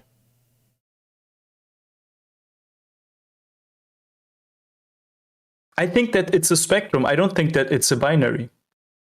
And if you want to turn a binary is the excluded in the spectrum, middle? If you want to turn a spectrum into a binary, you have to put a threshold, and that threshold is always to a certain extent arbitrary. But even if you have a threshold, either it's going to be initiating a conflict or it isn't. Yeah, either it's going to be above that threshold or below that threshold. That's what you mean, right? So either this initiates conflict or it doesn't. Can we agree on that? If you want to make a binary out of it, yes. Like, I don't think that like anything in nature, like doing something in nature, some state of the matter, like in nature, right, is always on a spectrum. If you look at it from whatever angle you look at it, it's always on a spectrum. You can now put a threshold on it and make a binary out of it.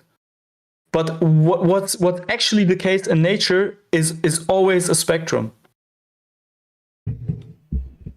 Which end of the spectrum do you think blowing up the entire universe would be? Do you think it would be kind of on the edge? It's kind of a edge case? No. So you were able to identify that it's not an edge case. But apparently, it's just impossible to know. Maybe it's all edge cases. But clearly, bro, do you know what we're talking about right now? Aggressions. What are we? Why are we talking about this? Can you just tell me? The reason why we're talking about this is because you think that there is no objective answer to if there is an aggression, because sometimes there are edge cases.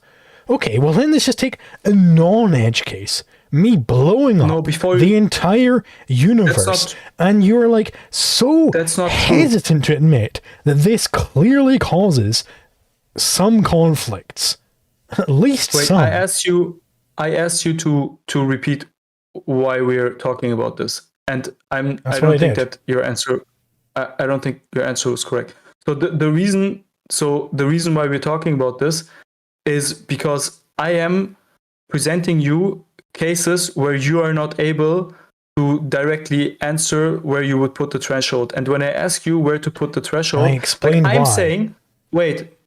saying that this is on a spectrum and that my putting of a threshold will always be arbitrary to a certain extent when we don't count in the voting and societal things in there. You are claiming that your threshold is objective. And then I'm asking you, using what objective criteria would you determine that threshold?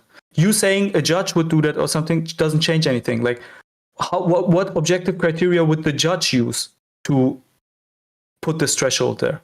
Okay, so I'm going to try and get at this from another angle. What objective criteria did you use to come up with this fact that I'm wrong because of this threshold problem? What criteria did you use to come to that fact? I'm just using my logic. Okay, logic. Okay. I'm just looking at what you... Wait. I'm just... Let me answer. I'm just looking at what you're saying and comparing it to other stuff that you're saying, and I'm seeing inconsistencies. That's what I'm doing. Sorry, I'm just writing it down. Sure. Okay, so, and what is the threshold of inconsistencies in my language that you require to determine that I'm incorrect? I don't think that these are empirical judgments that I'm doing there. These are basically just completely analytical and a priori things that I'm doing there. A priori, so you already knew that I was wrong before the debate? No, they just basically I don't need you said a priori. So without experience, you knew I was wrong? Yes, without experience, I can see that you're wrong. How did you do that without experience? Because I just take the words and the meanings of what how did you get the words and the meanings without experience? Yeah, obviously those I got from experience. So obviously you did get it from experience. Bro, do you know what that, like, you know, I think you have pretty good philosophy education, right? Mm-hmm. Like, you know, like getting to certain facts of the matter, like when Kant talks about a priori judgments, when he talks about a priori, I'm saying judgment, but like when he's saying that the things that Kant believes that is a priori let me please is not any specific thing. Let me please finish. Okay. So when I say that a bachelor is unmarried, and when I say that this is an a priori statement, does it make any sense for you to say, yeah, but how did you hear the word bachelor?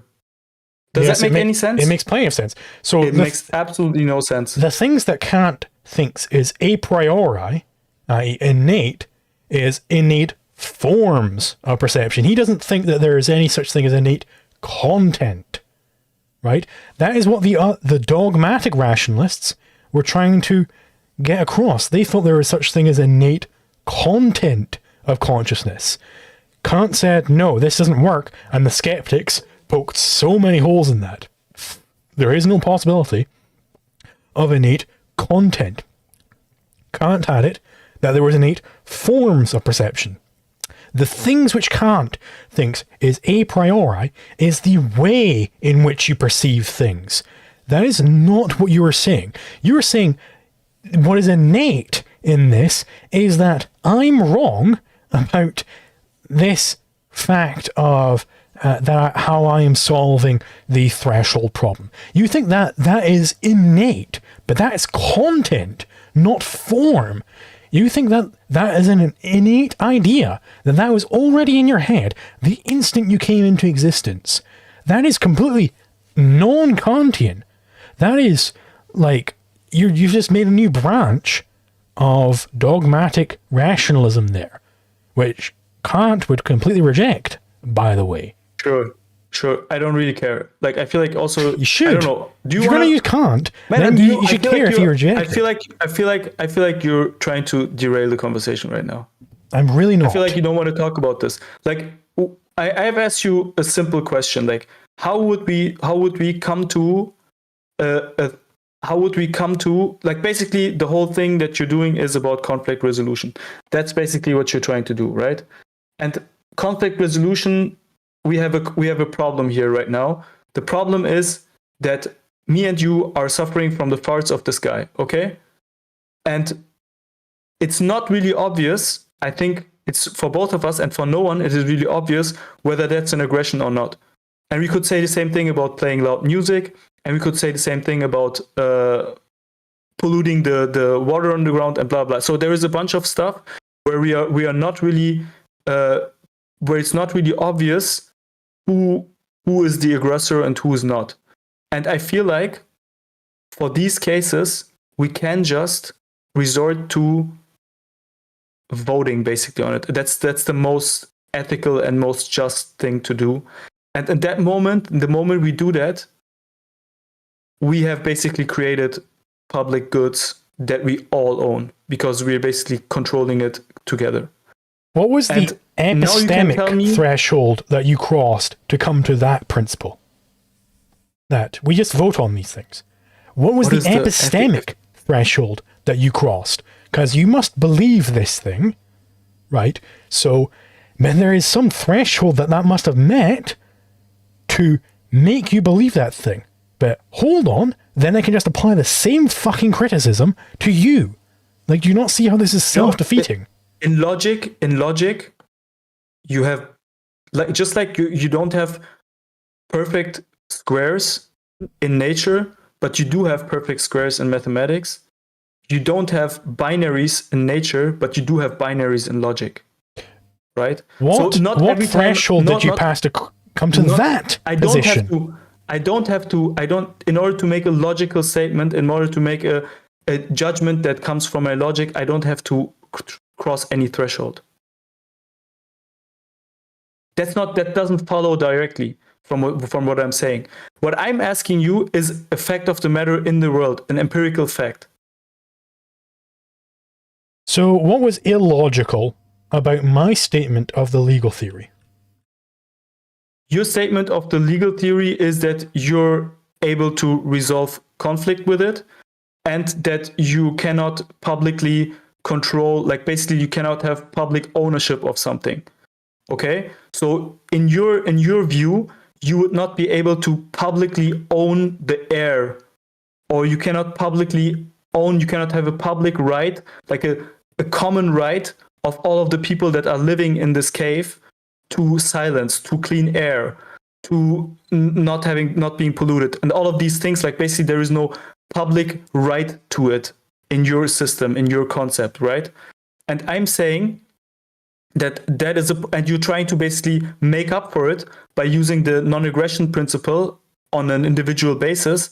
But I'm saying that we cannot determine whether the aggression has happened or not in these cases. These are cases where it's basically completely impossible to give an objective net fixed barrier where it crosses where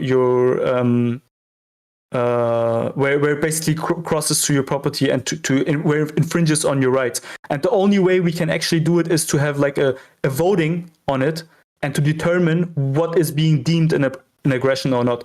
Like at what decibel can we talk about like aggression when someone is playing like loud rock music? So what was illogical about my statement of the legal theory was that I claimed that you cannot have a group property right. But why is that illogical? Because you claim that your main goal is to solve conflict, and I think this is a case of potential, like basically this needs determination what conflict is. And without that, you're basically left with nothing. You can't basically, your theory then is shallow, right? Okay, so I've determined what conflict is already, in your words. I've said that it's when you initiate conflict itself means mutually exclusive actions. I've already given that, so therefore, it is in fact logical what I claim here. So my statement of the legal theory is indeed logical. So when I'm making a logical statement, I don't need to cross any threshold. By your words, by your principle, because I'm making a logical statement, I don't need to cross any threshold, so the threshold claim is dropped, I flow through. I don't get that. I don't know. I didn't get that. What don't you get about it? Like I what don't know threshold must I meet to make you get this? Yeah, I don't know where you're getting at with all of this threshold thing. Like it's really easy. In nature, when you look at empirical facts, they're all on a spectrum, basically. I disagree. Right? Okay, so you just agreed with me that basically aggressing on someone is just by the fact of when we look at it as an empirical fact, like when we look at the act of someone aggressing on someone, we can always, like, we can put all of this on a scale, always, right? And then at some point... For any given empirical fact, for any given literal thing which happened, either it was aggressive or it wasn't. Is me blowing wind in your face... Like, you are in Scotland right now, right? Or you're in the UK, right? Mm-hmm. So, and now me, like, basically going out the window and doing this towards Scotland, is that aggression? No. But if you were a giant who could somehow like throw a gust which destroys my house, then yeah, it is. Yeah. Do you think it's more aggression than me just sitting here? Just like even by a tiny bit? I don't think there is more or less aggression. It's either aggression or it's not. Okay. But and then we go further, right? I fly to Scotland and then I basically push some air directly in your face. Is that aggression? Possibly, possibly not. Depends on the specifics of the scenario. Okay, wait, what? How can it depends upon the specifics of the scenario? This is what I've been trying to tell you this whole time, right? It depends upon the specifics of the scenario. I can give you the general. I can give you the general principles. I can't apply those principles to a case which isn't literally in front of me, right? I can't apply the principles to literally a case which doesn't exist. Why were you able to perfectly answer yes or no in the case where I was? Because it's impossible. Just going out of my window. It is. I already know that it's impossible for you just going like that, for that to have any effect on me. That is on the way other end of the spectrum. But then as you bring it closer to the threshold point, right, then it becomes muddier. So I can't answer it. Yeah, I agree, but then you do agree that there is a threshold, that it's not a binary, that everything's on a scale, and that we put the threshold there, and then threshold means there is a binary. Agree with me. Threshold means there is a binary. No, threshold means everything's on a spectrum, and we put a threshold there. There is a binary between. There is a binary in the statement. Hey, I want to take all of the numbers above 1 and put them in set A, and all the numbers which are less than or equal to 1, put them in set B. That's a binary. Either it's in set A or it's in set B. But it's got a threshold there. There you go. Can you... I don't... I feel like I'm really disappointed, man. I'm sad right now. Like, this is really sad. This is saddening because I've seen you like debate, and I feel like I'm not getting the Liquid Zulu experience that I was hoping for, because I don't know. I really liked like. I promise you are. Shit. I mean, it's really an easy question. Like, normally you have basically answers for everything, but I'm asking you like a very simple question. Like, in this case, in this cave, like what would be the criteria for us to determine whether we are able to infringe? Can you let me finish? I gave you the criterion. It's the non-aggression principle. That's the criterion. You keep asserting that I haven't given you any criteria. That's the problem. I gave you the criterion. That's the problem. That's the problem. You don't let me finish. If you would let me finish, then you would hear that I'm saying... I've let you finish a million times, and every single time it comes down to this exact thing. What would be the threshold? What would be the threshold for us to determine what is aggression? And so, you saying non-aggression principle to that shows that this makes no sense whatsoever, this conversation. Literally every time you've asked that, I've explained that I can't give you a literal physical threshold. Okay, the only threshold I can give you is the non-aggression principle, which is a general principle. It doesn't apply. It doesn't give you the specifics on any case, which is not literally happening. It's a general principle which you need to apply to a specific case. I can't explain this any more clearly. Bro, how do we find out what is aggression? The non-aggression principle. Like, how do we find out what aggression is? The way you find out what aggression is whether it initiates a fucking conflict. Mindful. Like, this is not a challenging thing. Okay. Okay. I think we don't have an answer. Basically, what's happening in that situation in your Anarcho-Capitalism. If that's what you want to believe, go ahead. No, I'm asking you, what would physically, literally, what would happen? Like, you take it to a fucking judge. Okay, what would happen in that? Like, what would the judge do? He would try and apply the fucking NEP. He would look at whether a conflict was initiated or not. What would the judge initiate the conflict to find out what aggression, if aggression has happened or not? I've explained this to you he would apply the several times. You should seriously watch back this debate. And I'm asking you, what would the judge do? What would the judge believes in the NAP? What would the judge do to find out whether aggression has happened in this cave or not? He looks at whether a conflict has been initiated. Because he knows what a conflict means. You know what a conflict means. We all know what a conflict means. I'm not speaking esoterically here. This is not challenging. Okay. Okay, let's move on, I guess. I have a question about punishment. Do you want to lay out your concept? I think you can do it better than me. I don't want to lay out your concept for you. Sure. So my theory on punishment is 2 eyes for an eye. It is restitution plus retribution. So what this means is, if you committed some crime, let's say I steal $5 from you, the punishment for that is restitution, which is you get the $5 back, I have to make you whole again, and then retribution, i.e. you get to do the same thing to me. So let's take a harder case of murder.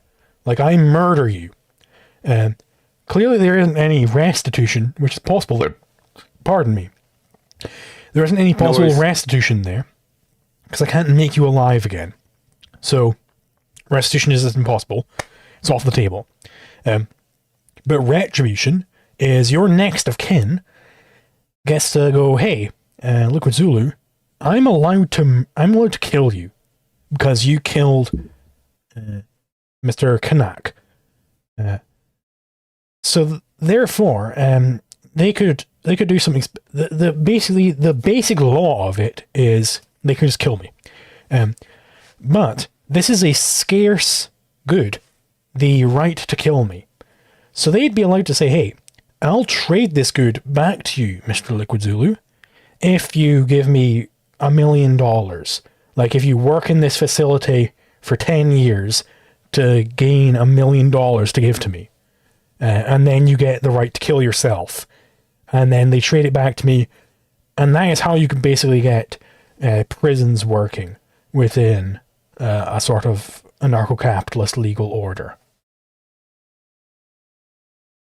So basically, crimes committed against you, you can then arbitrarily ask for any sum that you want, right? Sure, and I might reject it. I might say, you know what? I don't want to give you $10 million. Just kill me. Yeah. And then they just kill me. Yeah. And who would be allowed to carry out the punishment? Like who would have that right? There will be. Yeah. In the first case, it would be the victim. But if the victim dies, then clearly it goes to someone else. Yeah, and who determines what's an appropriate? So I have basically two issues with that. I think the rest is like kind of fine. Like all of this stuff with security agencies and arbitration agencies. I think most of that would probably like. I don't think it would work well, but I think like it would not like. I think most people criticize that, right? But I don't really think that's a problem. Also, not even like the 911 thing. I think even that would probably work out. But the problem that I'd have is like how would you determine what's an appropriate sentencing? Well, so my theory on punishment doesn't have anything to do with like you get X years in prison or anything like that. The base level of it is just restitution plus retribution.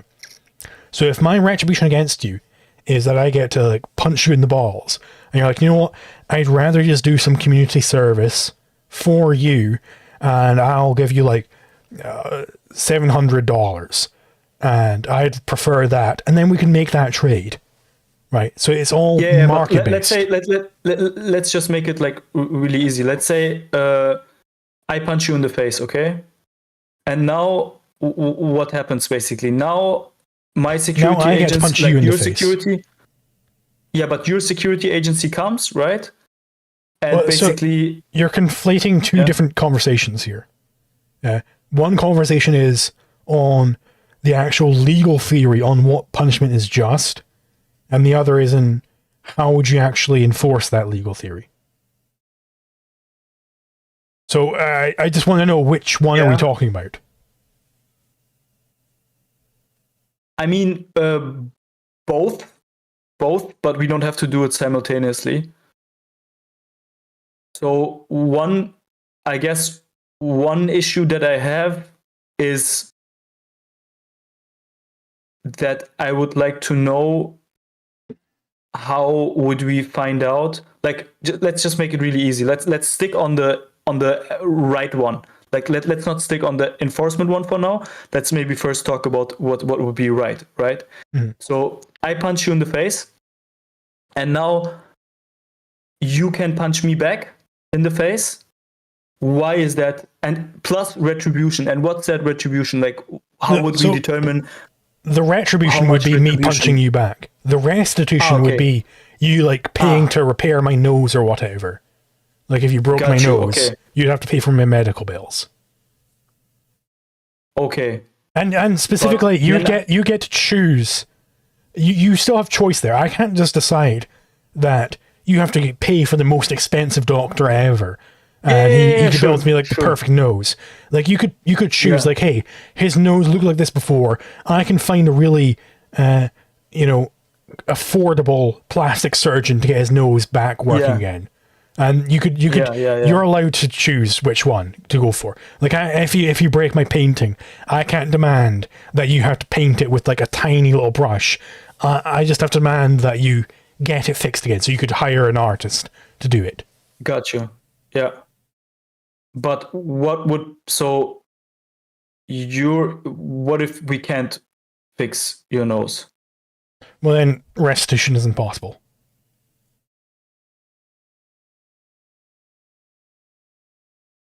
Okay, but then it would be in my interest to make sure that it's not possible, right? I mean, if you really wanted to make sure of that, then you'd kill me. But then the retribution is No, going to but be I mean, really hard on you. if let's say it's not punching, but let's say it's like an object that you have, right? And like a piece of art or something like that. And instead of damaging it, I would make sure that it's completely destroyed, so I don't have to repair it. Well, then in that case, they could come along and really fuck up your property. Like, really fuck you up to the point where you are just destitute. But what would justify the amount, basically? So the amount would be basically doing the same to you, and the same thing would be that? Like, you know, if this was a $1 million painting or whatever. If you got a $1 million painting, they could fuck it up. So you would have to know the price, basically, right? Yeah. Got you. And if it's just a random painting that I've done myself, and or it's the painting that my daughter made for me. Well, then they could figure out how to repair the painting. Like it's possible to repair paintings. No, that's what I mean. I would make sure that it's not possible to repair it. In order to not have to. Like, so in order could to, you not make another painting? Like, I mean, they do reprints of things. So they would force me to repaint the painting your daughter made for you.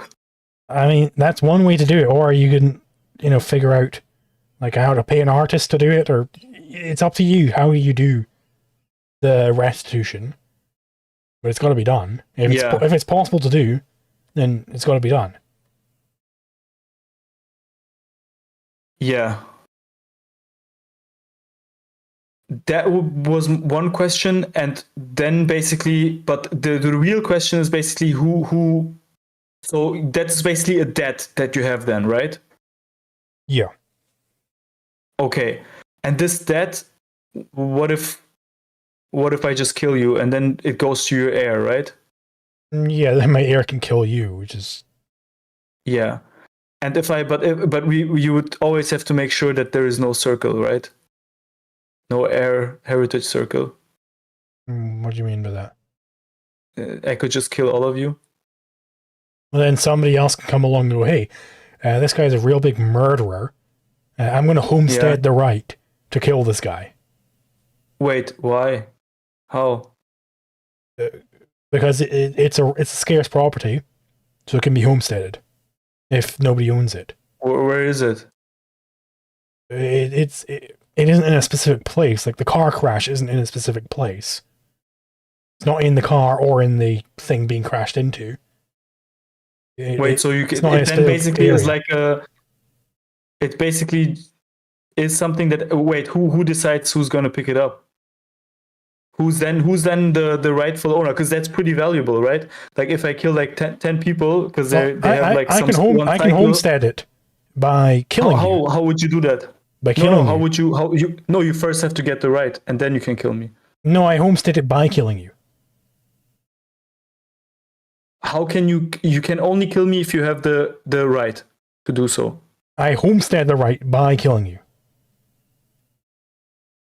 That doesn't make any sense because you first need to get to you first the heir has the right to do so. Yeah, right? And if they die, then you don't have the right. And if they die, then it goes to their heir. And if it reaches the end of the heirs, where there's just nobody left, then it is abandoned into nature, So somebody can come along to homestead it.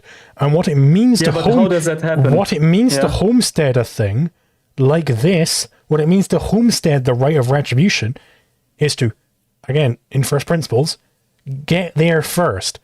I am the first one to start retributing against this man, which is, you know. Wait, I thought we could trade. What if you don't want to kill me? What if you just want to trade with me $1 million? Could just anyone just come up to me and offer me, like, I could just pay anyone $1 million, and then basically that would be that would be it? Not if they're not pursuing punishment. Like, at that point, like, it's a done deal. Like, they just gotta kill you. Like, you've exhausted your possibilities. Why? Because you killed them all. Stacking up of a punishment debt. Like after a point, like it becomes the case where, like, you know, it's not possible for you to trade it off because the act of homesteading it is to kill you.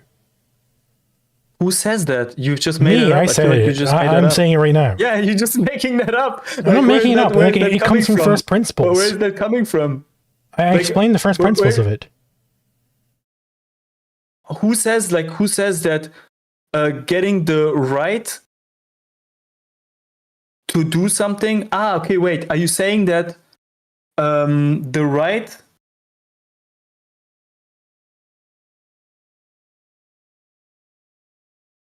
Are you saying that the right?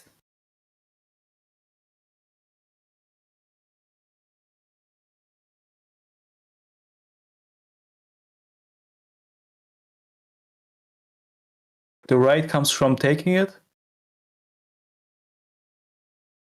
If it's not, if no one has it? Is that what you're saying? So in this specific case, like, in general, the principle is the first comer gets the thing. The person who got there first gets the thing. In the case of, like, sticks, that means getting the stick first, using the stick first, using it first. So what does it mean to use the right of retribution first? It means to perform the retribution. In that case, in the case of murder, to homestead the right of killing, it means to use the right to kill first before anybody else, which means to kill the guy. So the man has ran out his options.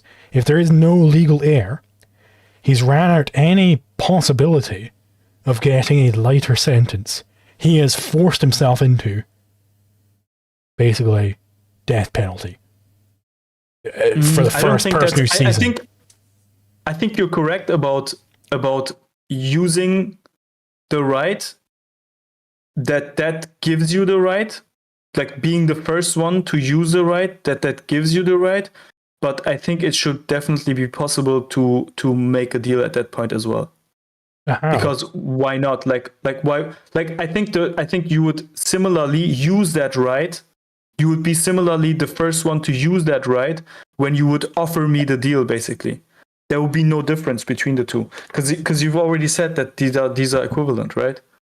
Well, what would that deal actually look like? It would look like, hey, I won't kill you if you give me $10. Like, how am I actually exercising the right to retribution there? By taking my money. The moment you take my money, you've basically exercised the right of retribution. That wasn't the retribution, though. That isn't the retribution. The retribution was killing you. Okay, wait. If you kill someone, you can never get out of that? No. That's you can't get out of killing someone? So, if I'm the legal heir of this person's property, then I have the right to kill you. I already have that. So I can make a trade about that. But if I'm just some random bystander, and you go ahead and kill someone, you murder someone, right? Then I don't have that right yet. So I need to homestead that right. And the way in which I homestead it is by carrying out the retribution, namely killing you. So I can't trade that right with you because I don't have it yet. I need to kill you first, and then I can trade it with you. But whoops, you're dead, so I can't trade it with you. But if we compare it with the stick, like if you have a stick, if you find a stick on the ground, right? So you taking it and using it are separate acts, right? But it would be the same act. If I take something, then I am using it like instantly. But by the way, hold on. It is getting fairly late, so if we could wrap this up soonish, that would be good. Sure, we can. Yeah, it is getting late. Okay. Anyways, but what you can definitely do is I can just find, like, let's say I got an heir, right? I found a very corrupt heir. I could just pay him like $500 and kill the whole chain, right? Sure, if you'd be allowed to do that, but then, who's going to want to see you? Yeah, but I think like we have structures like the mob where you have basically societies of criminals with other understandings of aggression. And they're called the United States federal government. Sure, you can say that, but like I disagree, but like the mob, we can both agree on that, right? We don't have to go to the US government to disagree. Like we might disagree on the US government, but we agree on the mob, right? So these are both like in your view, even these are both like societies that are fine with aggressing, right? So you would have a complete society. Like you wouldn't miss any, like, what's the problem? Like it would be totally fine to have like a parallel well, no, it's not fine to have basically. This. Like these are people who are fine with aggressing, but I'm against that. I think wrong. I mean like you saying that, yeah, you could do that, but then who would be with you? Like there is a lot of people that would be with me. Sure, and there are currently plenty of people, if I became a police officer, who would be fine with me aggressing against all sorts of people. That is still wrong. But then why did you say? But then I would have basically. Because you said it as if there would be some negative. I was assuming that we were in some sort of like broadly accepting of anarcho-capitalism society. I made that assumption. Mm-hmm. I'm sorry for making that assumption, but yes, in the current world, if you did some sort of aggressive action, who the fuck knows what's going to happen? Because it's all just arbitrary bullshit perpetuated by the state. But I do think we should probably end it there. All right. It's been almost 4 hours. I agree. But yeah, I feel like I didn't get the whole Liquid Zulu experience, but it was still, I think, very fun. I really enjoyed the topics that you talk about. I will definitely consume more of your content. It makes me think about stuff, and I enjoy that. I disagree with like a lot of what you're saying, but I enjoy a lot the topics. Like these are the topics that most people, when they start hearing them, they're like, man, come on, like what are you talking about? And it's really nice to find kindred minds that enjoy these types of topics and conversations. So yeah, thank you for that. Absolutely, thank you. And if you're looking for something in particular, my video about like anarcho-capitalism answering the critics, I can't remember what I titled it exactly. Yeah, I know that one. It's the one with ticking the thumbnail. That one is like it goes over in a lot of detail some of the stuff I've been going over here. Yeah, I'll definitely watch some more stuff, and who knows, maybe we can at some point do this again. For sure, yeah. All right, then have a good night, and see you next time. Yep, see ya. Bye-bye.